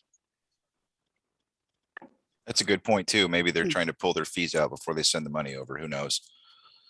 Okay. Well, Well, it's I also, can- I think, possibly because they want to work with one vendor. I mean, it's like they've Right. got a system that they have to use. That's what I was. I mean, wondering. their business is based on a particular model or a process. And if they had different vendors that they were working with, I bet it would obstruct their ability to do their job. So I see why, but it is yeah, annoying. But to go back to the point you were making earlier, Jamie, excuse me, I'm sorry, Jeremy, you know, we're not up to 27 at this point, 27 different vendors. So Not the yet. exaggeration may not, yeah, it does make the It was point, an but it would exaggeration. be- I admit that. Yeah, but it is an interesting problem here. Do we have any idea what the volume of payments are going to be? You know, let's say in a given month. Yeah. Well, no, so far they've identified approximately 90 rentals within the township. So essentially they just have to pay the one-time fee once a year. So I would guess, you know, as they identify more, there's going to be more payments, but Sure. right now, you know, it seems like it would be 100 max Yep. one-time payments through the year, and then with Right. yearly renewals. Right, and to your point, throughout the year is the point. I think that's the operative word, because it's not like it's all going to be January 1. Right. Right. Didn't we sign this contract like in November, I think, Mm, ish? It's one of the first things we did. Yeah. One of the Was first it? things, yeah, because I know I voted no. So wasn't it an annual fee to host compliance as well? It's every year we have to pay them like 12, I think it was like Oh. 12 grand or 15 grand, Um, or was it a one time? you know, that part I have not heard otherwise. I've seen the invoice that was paid. It was approximately $12,000. Mm-hmm. And in working with them, you know, they have not, that hasn't come up. So I guess I have a little more homework to do. What I did see, the way Eric figured out the fee for that, for the registration, it's $160 and per person. And I saw that he figured out the fee, you know, they said, okay, there's approximately this many rentals. So then he broke it down so that full fee was paid for, that we paid host compliance. It's going to pay itself off with the rental fees. So I guess it If could they actually potentially be register? to register, yes. Yeah. So have we gotten, I guess I probably know the answer because we don't have a payment process, but have we received anything yet in regard to revenue to offset the $12,000 cost to host compliance? No, we have not, because the website is not up and active, because they need this last piece of information. Okay. And then they can finish it up. So Okay, so could you maybe get clarification, Nicole, in regard to how long, because I could have sworn it was like a yearly charge, but if we're not even technically up and running yet, you know, then I don't know how they could say that our year started when we signed the agreement, you know? Okay. I mean, we paid them 12 grand. We haven't even received a penny back in regard to anybody registering, so. And Yeah. all Because I've they seen can't, is, because it's And not we- online, right? And we still have to do all the work. right. Yeah, Yeah, That that's doesn't make that's any where I'm sense. jumping in. I mean, I don't- yeah. I understand where Mr. Cummings is coming from, but at the same time, we're paying them for a service. And if they were, you know, I mean, if they were going to require something like that, then they, by God, should have said something up front that, and maybe they did and we didn't hear it. I don't know, but it wasn't communicated to me. So if think- they're providing the service and we're paying for it, then they need to work with what we're dealing with over here. And I'd argue. I'm gonna have to locate the contract. Like I said, I've only seen an invoice. So I don't even have the contract in my hands to see what it is, you know, yearly Yeah. or not. I just am at the point where we have already paid them $12,000 and I would love to get this up and running. yeah, I hear ya. Yeah, I Yeah. appreciate that. Well, I guess I would Yeah. move to postpone this discussion until Okay. we have more information at our next regular board communication. Yeah, I support Okay. that. Thank you. I just want to say too that I've been talking with Nicole, and even though the payments will be spread out throughout the year and probably additional, I'm sure we'll find some, if we have to have Stripe, I mean, we really don't have any other option, then we will try to get the best, get it all figured out as best we can. Thank you, Jamie. All right, thanks. All right, so we have a motion for Mr. Spencer and support with Mr. Cummings to postpone for Nicole to get some additional information. And if that is in time for our next meeting, great. If it takes you longer, you know, just as soon as you can get it back to us, Nicole. That wasn't my motion. Well, you didn't say anything about a timeline. You didn't say. I said did you say next meeting? regular communication. Oh, did you? Sorry, Yep. I didn't hear that. Oh, All right, I'm yeah. not, I didn't mean to. We can amend your postpone it motion, sir. again. We can postpone Oh, it. okay, so the next meeting. All right. Yes, yeah. Sorry, I didn't hear that part. Wasn't trying to change your motion. Oh, you're sir. fine. I know. Okay. It's All right. So with that, roll call, please. Mr. Palmer, Yes. Mr. Sutton, yes, Mr. Wurstabarth, Yes. Ms. McGuire, Yes. Mr. Spencer, yes. Mr. Cummings.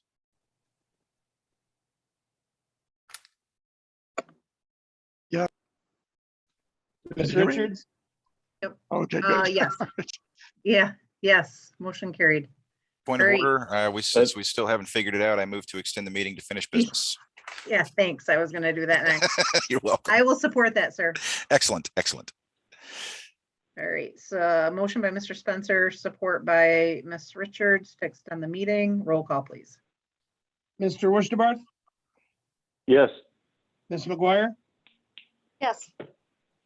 Mr. Cummings, Yes, Mr. Sutton, yes, Mr. Spencer, Yes.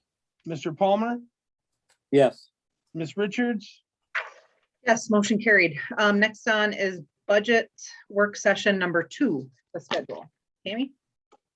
Okay, I have some dates here to try and get our next budget work session scheduled. I have September 10th and September 15th. I know we have a couple weeks between now and our next board meeting, but with the holiday involved in there and it, you know, that time of year, I just thought it would be best to either go right before or right after the next board meeting. All What was the right. date? She said the 10th or the 15th. I'm actually trying to book tickets to go see my mom who lives in Wyoming, the 15th through the 22nd or 21st. So if at all possible, I would like to do the 10th. 10th is fine for me. I'm away on a conference with work from the 8th to the 12th. I can't do the 10th. I'm having shoulder procedure on the 9th, so I doubt I'll be in any shape for that. Oh, come on. You'll be on painkillers. It'll be great. Fastest meeting ever. Actually, you know what? Maybe I will do it then.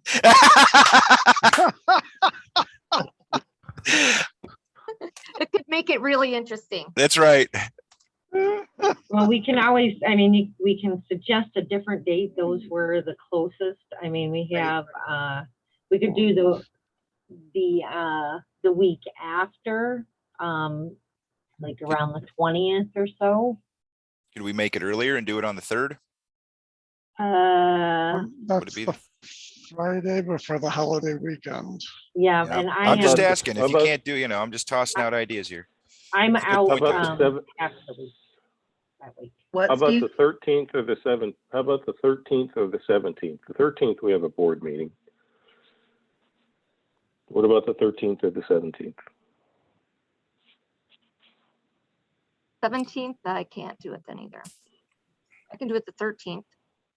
I I'm just good want with to the give, 13th. I got to give Vicky some time to get used to being, because she'll be here alone if I'm not here or if I'm in a meeting. So got to give her some time to 13th get works. used. The 13th works for me. I'm good with that. Works for me. 13th works for me as well. Fine with me. What time are we looking at? 4 p.m. I think you, Tammy, I think you might be muted. My microphone's working. Can you hear me? Okay. Yep. Okay. I'm just letting everybody know that's our board meeting day as well. Just Yep, Mhm. yep. for Yeah, we clarification. understand that. Okay, Just okay. trying to understand what time we're looking at that day. Would it be 4 PM like Jeremy said? What time do we Works do for the me. last one? I think we 2 did it o'clock. the last one. It was at 3. But if we've got a board meeting that night, I don't want to run into it, but I don't want to have a No, massive no. break between them either. Split shifts are miserable. Well, an hour is probably all I would need, but I'm just saying. Split shifts. Could we start at 3? Do it at 3? Yeah, let's do 3. Say Okey 3 to dokey. 5. Good. 3 o'clock, 3 to 5. Okay, fine. Works for me. Okay. So do we need I think we need a motion, right? Just, I'll make a motion that we schedule the next budget work session on Monday, September 13th at 3 PM. Sport. okay, there's a motion by Ms. McGuire, support by, was that Mr. Spencer? Yep. Okay, for the next budget work session, Monday, September 13th at 3 PM. Roll call, please. Mr. Cummings,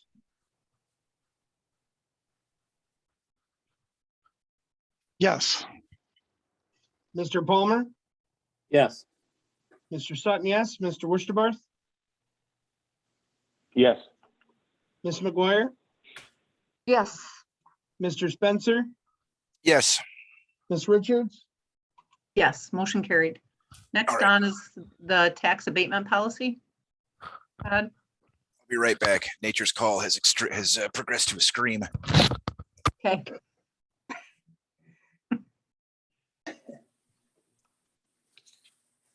Are we All right. all- I, oh boy, TMI. Did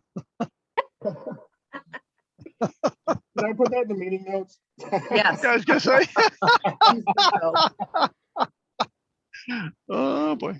Oh, right, Todd, are you still on the line? Are you going to be presenting this or what's the? I know he's still there. I believe that at last meeting, are you there, Todd? I'm here. Okay, go ahead. Well, I'm also going to lean on Tim Friel a bit, and I think if we haven't lost Rob from Mission North, he said he was going to be joining us, but we're representing the tax abatement policy at the last meeting.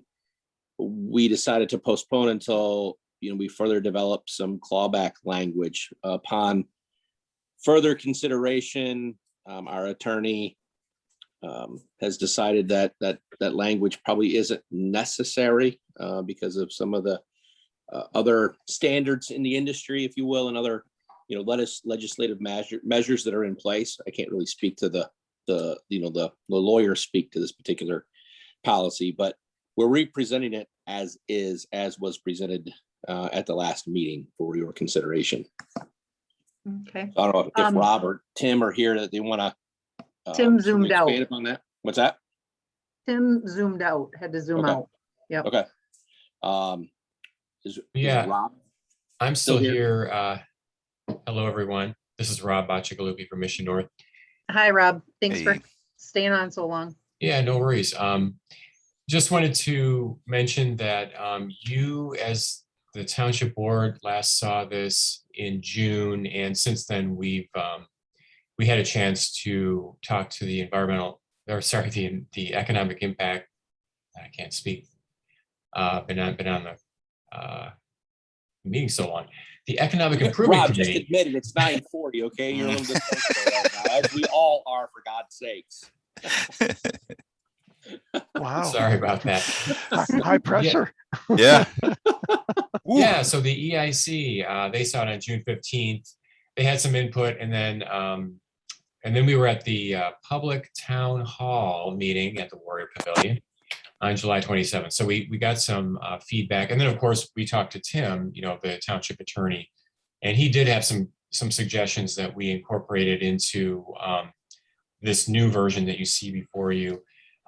Most notably, we included an agreement in the commercial abatement Originally, we didn't have one in there, and now we do. So they both have agreements associated with the tax abatements. So that's kind of a summary, but if there are any questions, I'd be happy to answer them. All right, does anybody have any questions?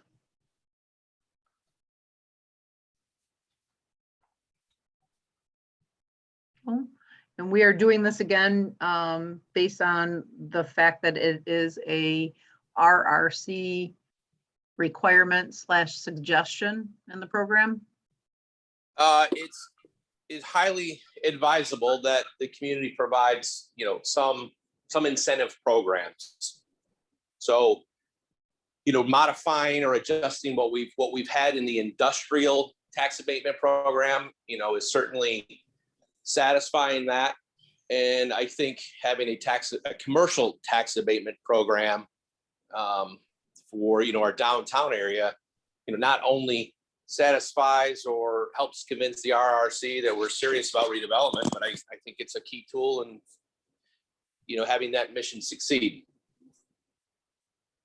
Okay. All right. I guess I'll just voice, I voted no on it to begin with, and I'm still there in the sense that I believe that we are a charter township. Our taxes are far less here than it would be in a city. So you're paying far less when you choose to locate in our community than if you were to say even go to the city of East Tawas or Tawas. We have a lot of things that we have to maintain based on using that tax revenue, and I guess I would have liked to seen the state provide more incentives than looking to the local unit of government to always do that. But that's just my thought process. That being said, is there anybody else that has any questions or anything, or is there a motion? We actually have 2 different abatement policies. Do we need to deal with each of them separately, Todd, or are we going to deal with them together? I would ask you guys make a consideration and a motion for both independently. Okay. All right. So the first one would be the industrial facilities tax abatement policy. Is there a motion for that? Yeah, I'll make a motion that we approve the tax abatement policy for the industrial area as presented by Mission North. Okay, there's a motion by Mr. Palmer. Is there support? I'll support that. Okay, there's a motion by Mr. Palmer and support by Mr. Westerbarth. And again, that is for the tax abatement for the industrial area. And just a quick clarification, this is recommended, not required for RRC, correct? That is how I'm reading the standards from Trello. That I look to the Trello board from RRC, and I reread it last week, and yeah, it says that they are highly suggested, highly advised. Okay. In my mind, it means that I'd just like to make a discussion about it. In my mind, it's not something that we have to use. It's just it's like a tool in the toolbox that could be used if we need to put us over the top from a competing industry or a competing location. So, and we don't have to give a tax abatement. We just have a policy to provide one should we so choose. Yeah, correct. You would Rob, step in here if I stray. Each project, we have a scoring system that's in the whole program, but ultimately the board decides on if, and more importantly, how much and how long the tax abatement might be granted. So within the stipulations of, that's absolutely correct. It's really ultimately up to the board. Okay, any further discussion? All right, then roll call, please. Mr. Spencer? You would call me first. Yep. Luck of the draw. What say you?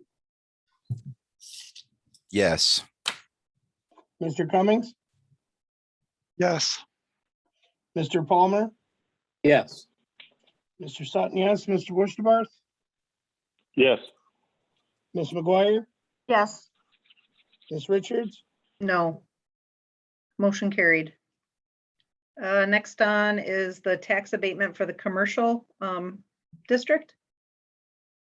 Is there a motion?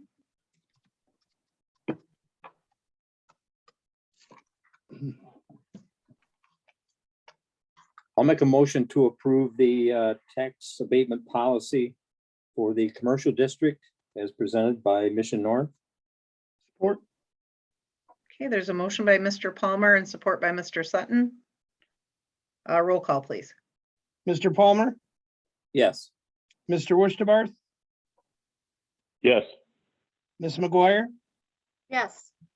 Mr. Cummings, yes, Mr. Sutton, yes, Mr. Spencer, yes, Ms. Richards, No, motion carried. Okay. All right, thank you. Moving on then, we are now to our last item on the agenda, sorry. Agenda. oh man, I just have to be quiet. I just went south. That was a southern drawl. there, Jeremy. Are you sure? Sure, yeah. Clarification of deputy treasurer. Okay, so I added this agenda item. The previous deputy treasurer resigned, as you all know, Friday, August 20th, and she may be returning to train, per Ms. McGuire. The current deputy treasurer, I would just like to clarify with the board her pay and what GL number we would take that from if she is to come in and train.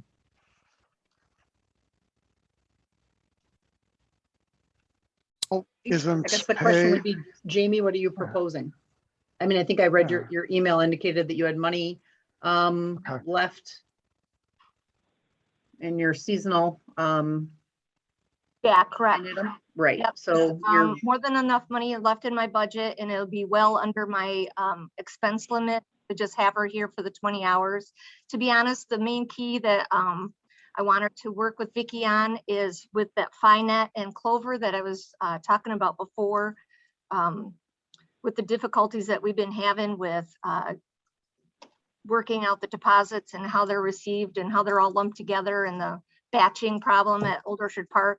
Jane was able to work with FiNet and Jennifer there and with Old Orchard Park to work out a really good process. But she literally had just started it the middle of last month doing it. So I just wanted to make sure that Vicky would be able to catch on to that proposal of what she was doing. and, all right, so you're proposing 20 hours? Yeah, Is that that's what I just heard? if that's okay. If they don't want to approve it, that's fine too. I just thought it would be helpful for Vicky in the changeover. And what is the hourly rate that she would be paid? I would say whatever her pay was when she left. Which is, That would be a question for Josh. so whatever currently our rate is, not factoring in any kind of benefits. Right, Or no like benefit- whatever, it'd be whatever the Nope, hourly just rate is now. straight pay, just the straight pay, because she is no longer employed. It would just be a straight pay for the 20 hours, nothing towards her retirement or anything like that. It would be just straight pay. Yeah, my seasonal part-time person is leaving and won't be back until probably right around Christmas time. So we won't be using any of his time until that point.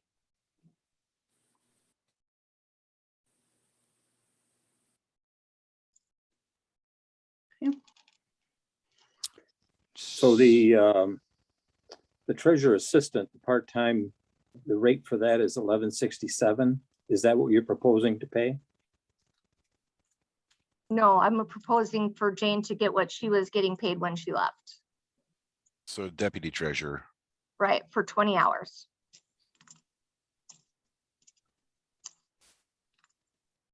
So Out of the part-time budget, because there's enough money there. in effect, we'd have two deputies then. No. no, she was- No, well, but for that week, you're saying we would take there'd be 20 for Jane and 20 for Vicky. Vicky would still get her 40 hours. Jane would Oh, get 40. the There, 20 got it. hours out of Okay. the There's that. part-time, out of the Right. part-time wages. Whatever the hourly rate is now. But she's talking about bringing Jane in as like a contractor or contractor. We have this training that Exactly. needs to be done. It needs to be done in this time frame. You're Yeah, going, yeah. we're going to contract with you to do it. You are not going to be a deputy treasurer at this time. No, she's just gonna be here and only be here for like a couple hours a day. For a 1 week time period. Yeah, and probably not sense. even that, because it's already gonna be Tuesday, so she's probably only gonna be here maybe 2 or 3 days tops for a couple hours. Next week. I don't see her really being here that long, honestly. The rest of this week, is that what you're talking about, Jamie?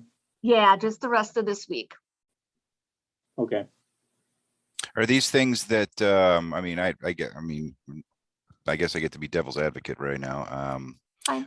Is there, Do have I guess, warrants why are you above having that. Jane train instead of training her yourself? I guess would be my question there. Like I said, it's literally been less than what, 6 weeks that we're finally starting to get a process with Finet and Clover that is workable. So I've done it. I've been working with Jane and doing it a couple times myself. I just want to make sure that we have all the little, like, if it's not a smooth thing, that we can work all the little kinks out that she had addressed before, instead of reinventing the wheel, basically. Fair enough.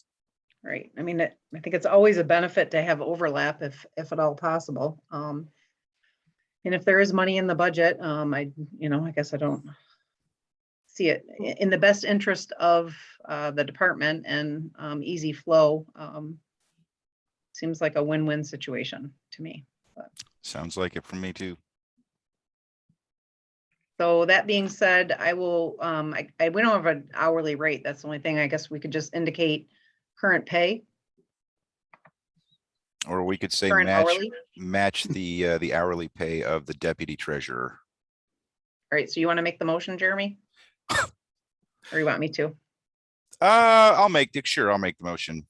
I move to pay Jane Hackborn for a maximum of 20 hours for training the new deputy treasurer, and her pay rate will be set for those 20 hours at the same pay as the deputy treasurer. But she will be a contracted person for those 20 hours, not a deputy treasurer. At her current, well, Be higher than the pay Yeah. should be higher if she's contracted. It'd be whatever her pay, whatever the treasurer's hourly rate or the deputy treasurer's hourly rate is. That's Because he's actually starting out. Jane had 30 years experience when she was hired, so she was hired at a little bit higher. Oh, rate. yep, fair enough. I Yeah, I amend was my just gonna motion say, to so. at her previous approved rate. Thank you. You're welcome. I'll support that motion. Any further discussion? Hearing none, roll call, please. Mr. Cummings, Yes. Ms. McGuire, Yes. Mr. Spencer, Yes. Mr. Palmer, Yes. Mr. Sutton, yes, Mr. Wurstabarth, Yes. Ms. Richards. Yes, motion carried.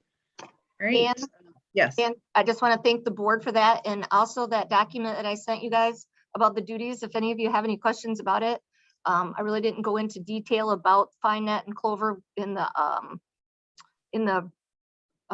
attachment that I sent. But if you have any questions anytime, please let me know. Did you type that up? Yes, I did. Oh boy, you put some time into that, didn't you? Yes, I have. Mhm. all right, thank you. All right, moving on in the agenda, then we are at our second public comment section of the meeting. Again, this does not have to be on something that was on the agenda. You are still asked to limit yourself to 4 minutes. That being said, you can use the raise hand. Sorry, I'm just getting my stopwatch ready. The raise hand feature. So that being said, I see a couple hands raised. I honestly don't know. I think it might, if I go to the top, who went first? I'm gonna go with who's at the top of the list, which is Larry Holland. So Larry, if, I think I managed to unmute myself. yep, you did. Oh, fantastic. Larry Okay. Holland, Couple things. There's a lot of things that have been sent back to committees over the past many board meetings, ranging from social media violations, ethics committees, just a number of committees that have received things. So I would like to see agenda line items where those committees can begin to report back to the board at some point, so that we don't lose track of them, even if they are just placeholders.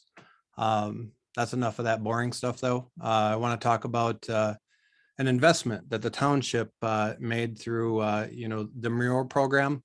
I happened to be walking down a back alley, close to nighttime. Ooh, and all of a sudden it was Sorry. one of those big moons that were coming up over the beach. And I said, I'm going to go down to the beach. I'm going to take a picture of that moon. Then I saw that everybody else was doing it. But in the back alleyway between the Edelweiss and Tate's Bill of Fare, I noticed that there was this moon that said "to the moon and back," and a giant moon was ominously showing and rising up the wall. And let me tell you something, how fantastic is that mural? If people haven't seen that mural, it's not quite finished yet, but people need to go back into those alleys and check them out. I want to send out a shout out to Drew Tice of DAM Designs, who has been tediously working on it and doing a really fantastic job. We made a post about it on Destination Oscoda. You can find it on Facebook. And one post generated somewhere around 2,800 engagements, and almost 12,000 people saw that in a 3-day period of time. People began to take pictures of themselves underneath that mural. They started sharing it. And each time something cool like that comes to Oscoda, somebody makes a nice little picture and then tags Oscoda and lets Oscoda, make it onto the maps, is important. And that leads me into the next context of, we should all be accentuating the positive. And every one of the board members, at the end of your board meetings, if you can get on your board comment and use that for one thing and one thing only, and that's to bring up one positive thing that you see in the community. And you do that every single board meeting times the number of board members, and you're going to start to spawn additional positivity. You're going to start to bring that into existence. And that's what people really need during this time, is that kind of activity. So to the moon and back, I just want to say how cool of a mural you have. If anybody hasn't ventured down there to see that, go check it out or check out the picture that we posted, because we're gonna continue to do that kind of positive focus for the community here. So that's what I have to say tonight. And thank you. Thanks, Larry. Okay, next, there is an iPhone. That's all it says. So you should be able to unmute. Hello, can you hear me? Mm-hmm. Hi, this is Tim Galton, 115 First Street, Oscoda, Michigan. Again, I'm talking about what we got going on with the recreational marijuana permit. Again, the application is out and you're allowed to turn it in, but right now, even though I'm the only operating medical marijuana provisioning center in Oscoda Township, I am not currently allowed to, I can turn the permit in, but I'm told that my application will be incomplete because I am not currently pre-qualified with the state of Michigan. I am turned in to get that application.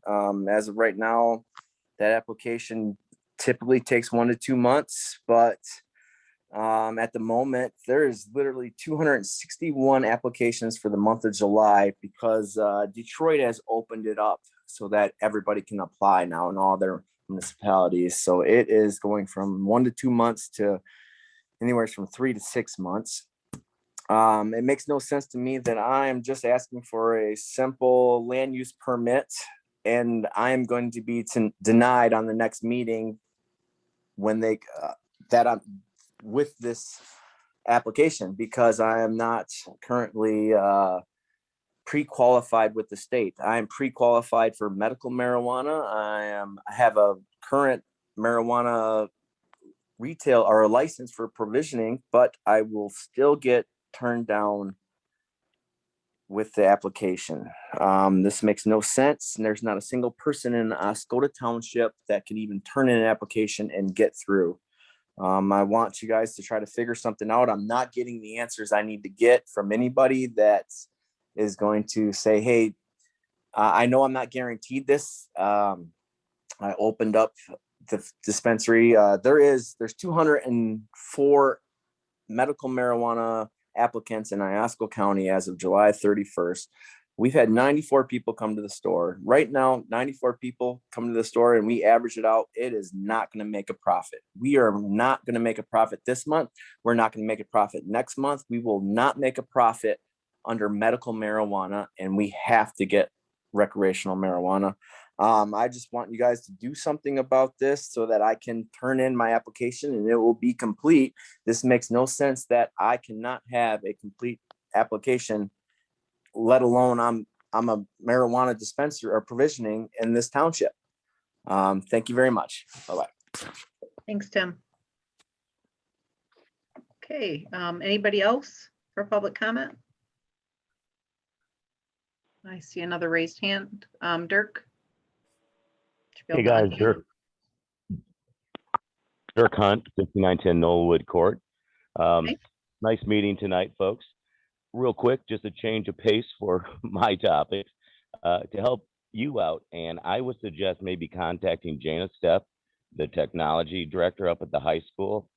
See if she has maybe a team of like 2 to 4 students that might be able to run the Zoom meetings on your behalf, so you can then have time just to focus on the meeting and not have to juggle things.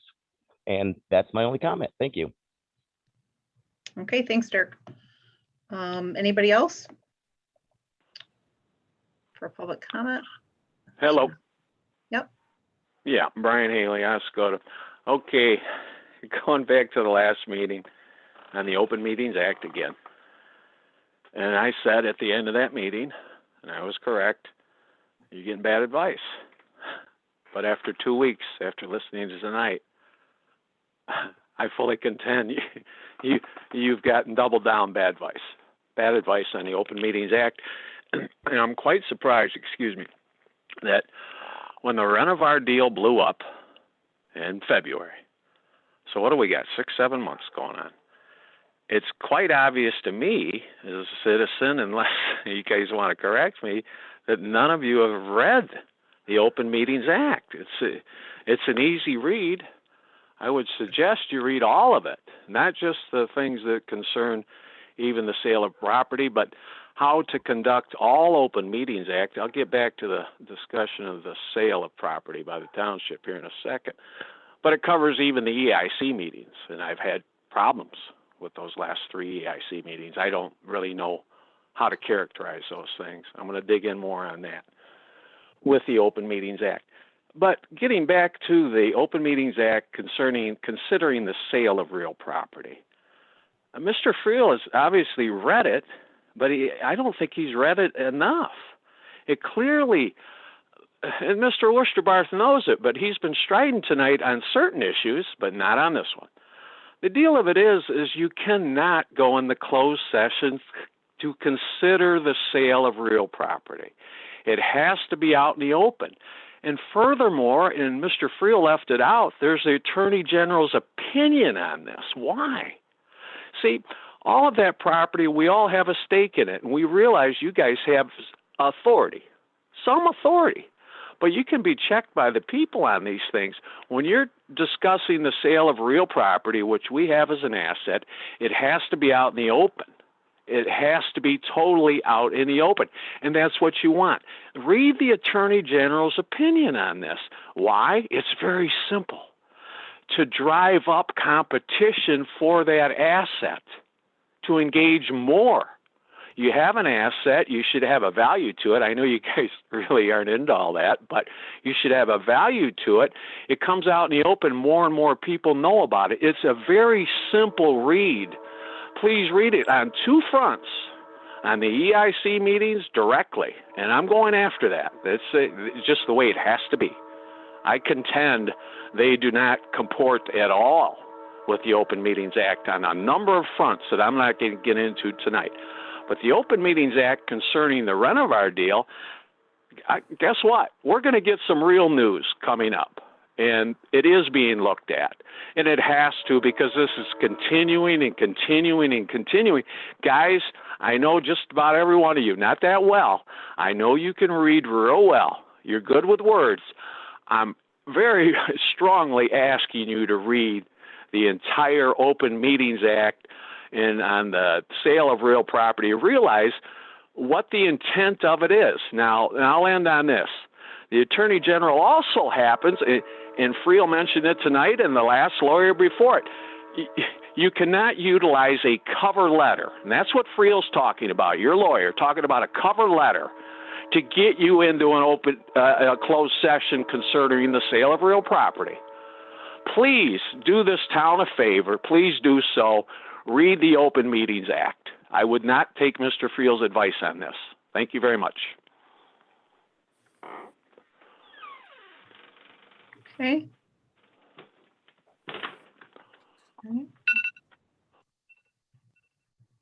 Okay, is there anybody else for public comment? I do not see any raised hands, and you do have the ability to unmute yourself.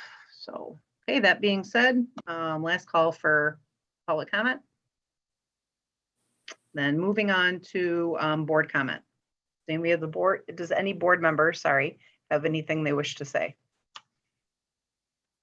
Got the flag. Oh, it came in? It finally showed up. All right, cool. And it has the lettering on it, so I'll bring it over for you to take a look at.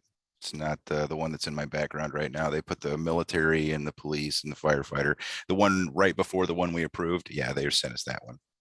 So, yeah, if you want to holler about that, I'd be happy to do so on your behalf. But I'll bring it over, let you look at it, and then we'll go from there. And then real quick for Dirk, the committee that Ms. Richards and Mr. Sutton and myself are on to work out a venue and the deal with MIC TV for our going back to live meetings is going to include providing Ms. Richards some help in running these meetings. That's one of the things that we're looking at.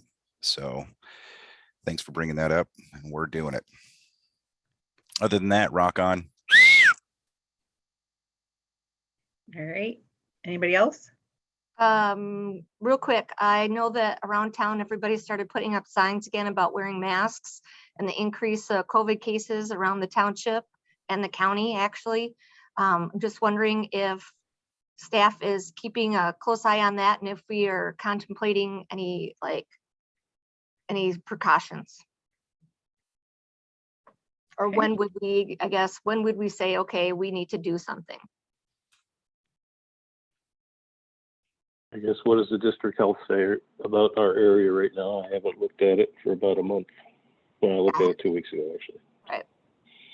And do we want to be ahead of the curve, or, or what do we want to do? So.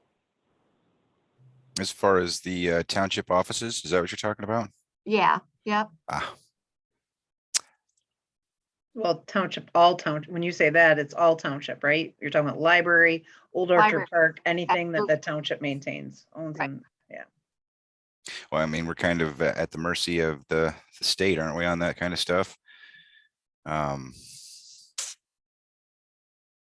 not exactly. I mean, I what suppose James we asked could. is if we want to be ahead of it, but I think we don't, the problem is we were trying to be ahead of it a couple months ago, anticipating that there was going to be a surge, which is why we were trying to keep these meetings the way they were with Zoom. Now it was this coming September, we were going to be revisiting all that.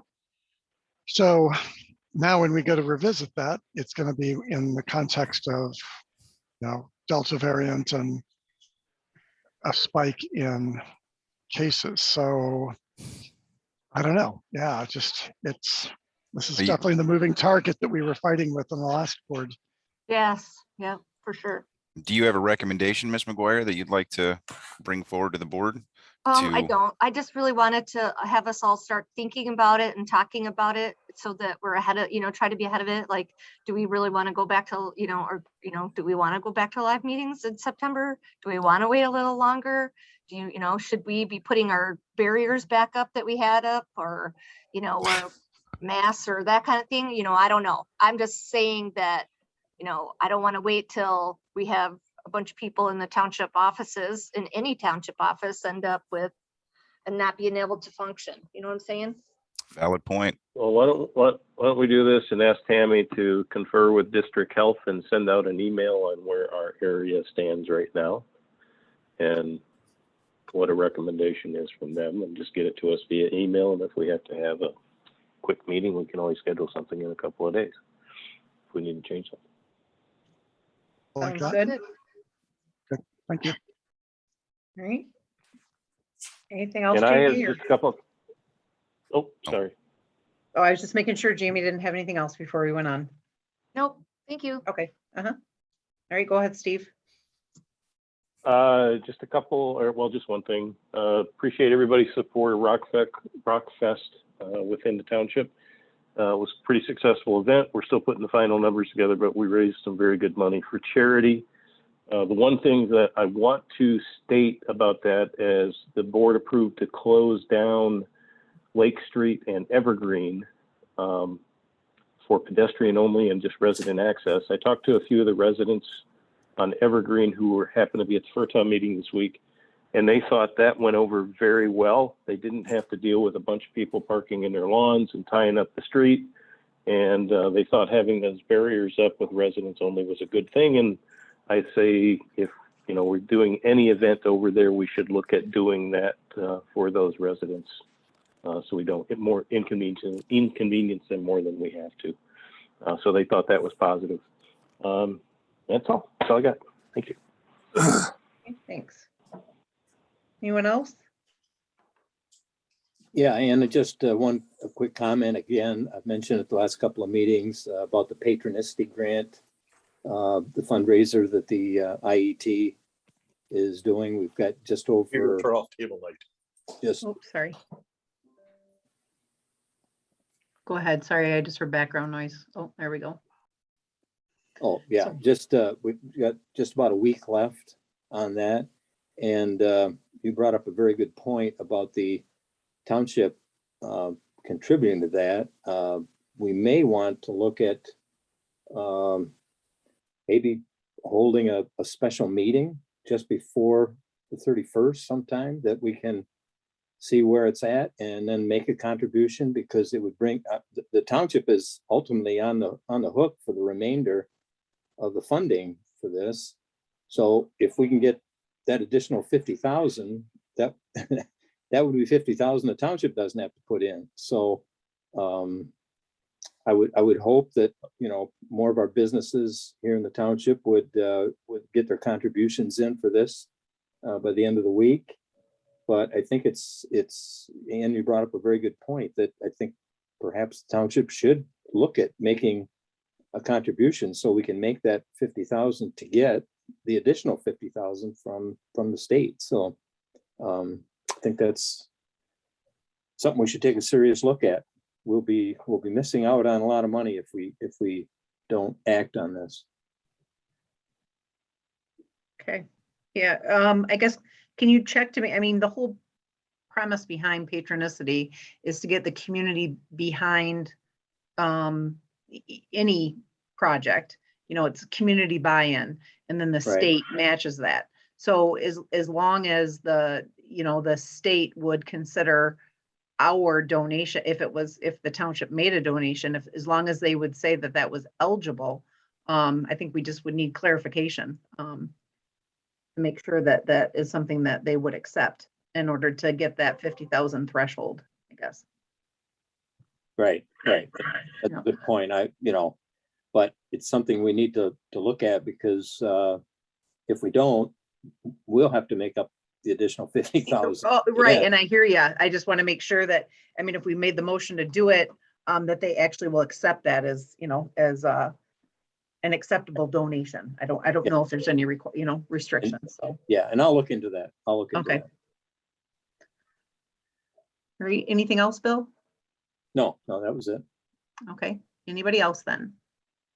Nothing from me, thanks, Aaron. Okay, Josh? No, I don't have anything. Okay, all right, I guess, and I'm not saying this just because Larry told me to or suggested it, but I did actually want to make a comment on the mural. I know that we, the township, approved that project based on the recommendation from the EIC. And it is amazing to see. I guess my thanks to all the work for the EIC committee, the mural committee, and bringing that recommendation forward.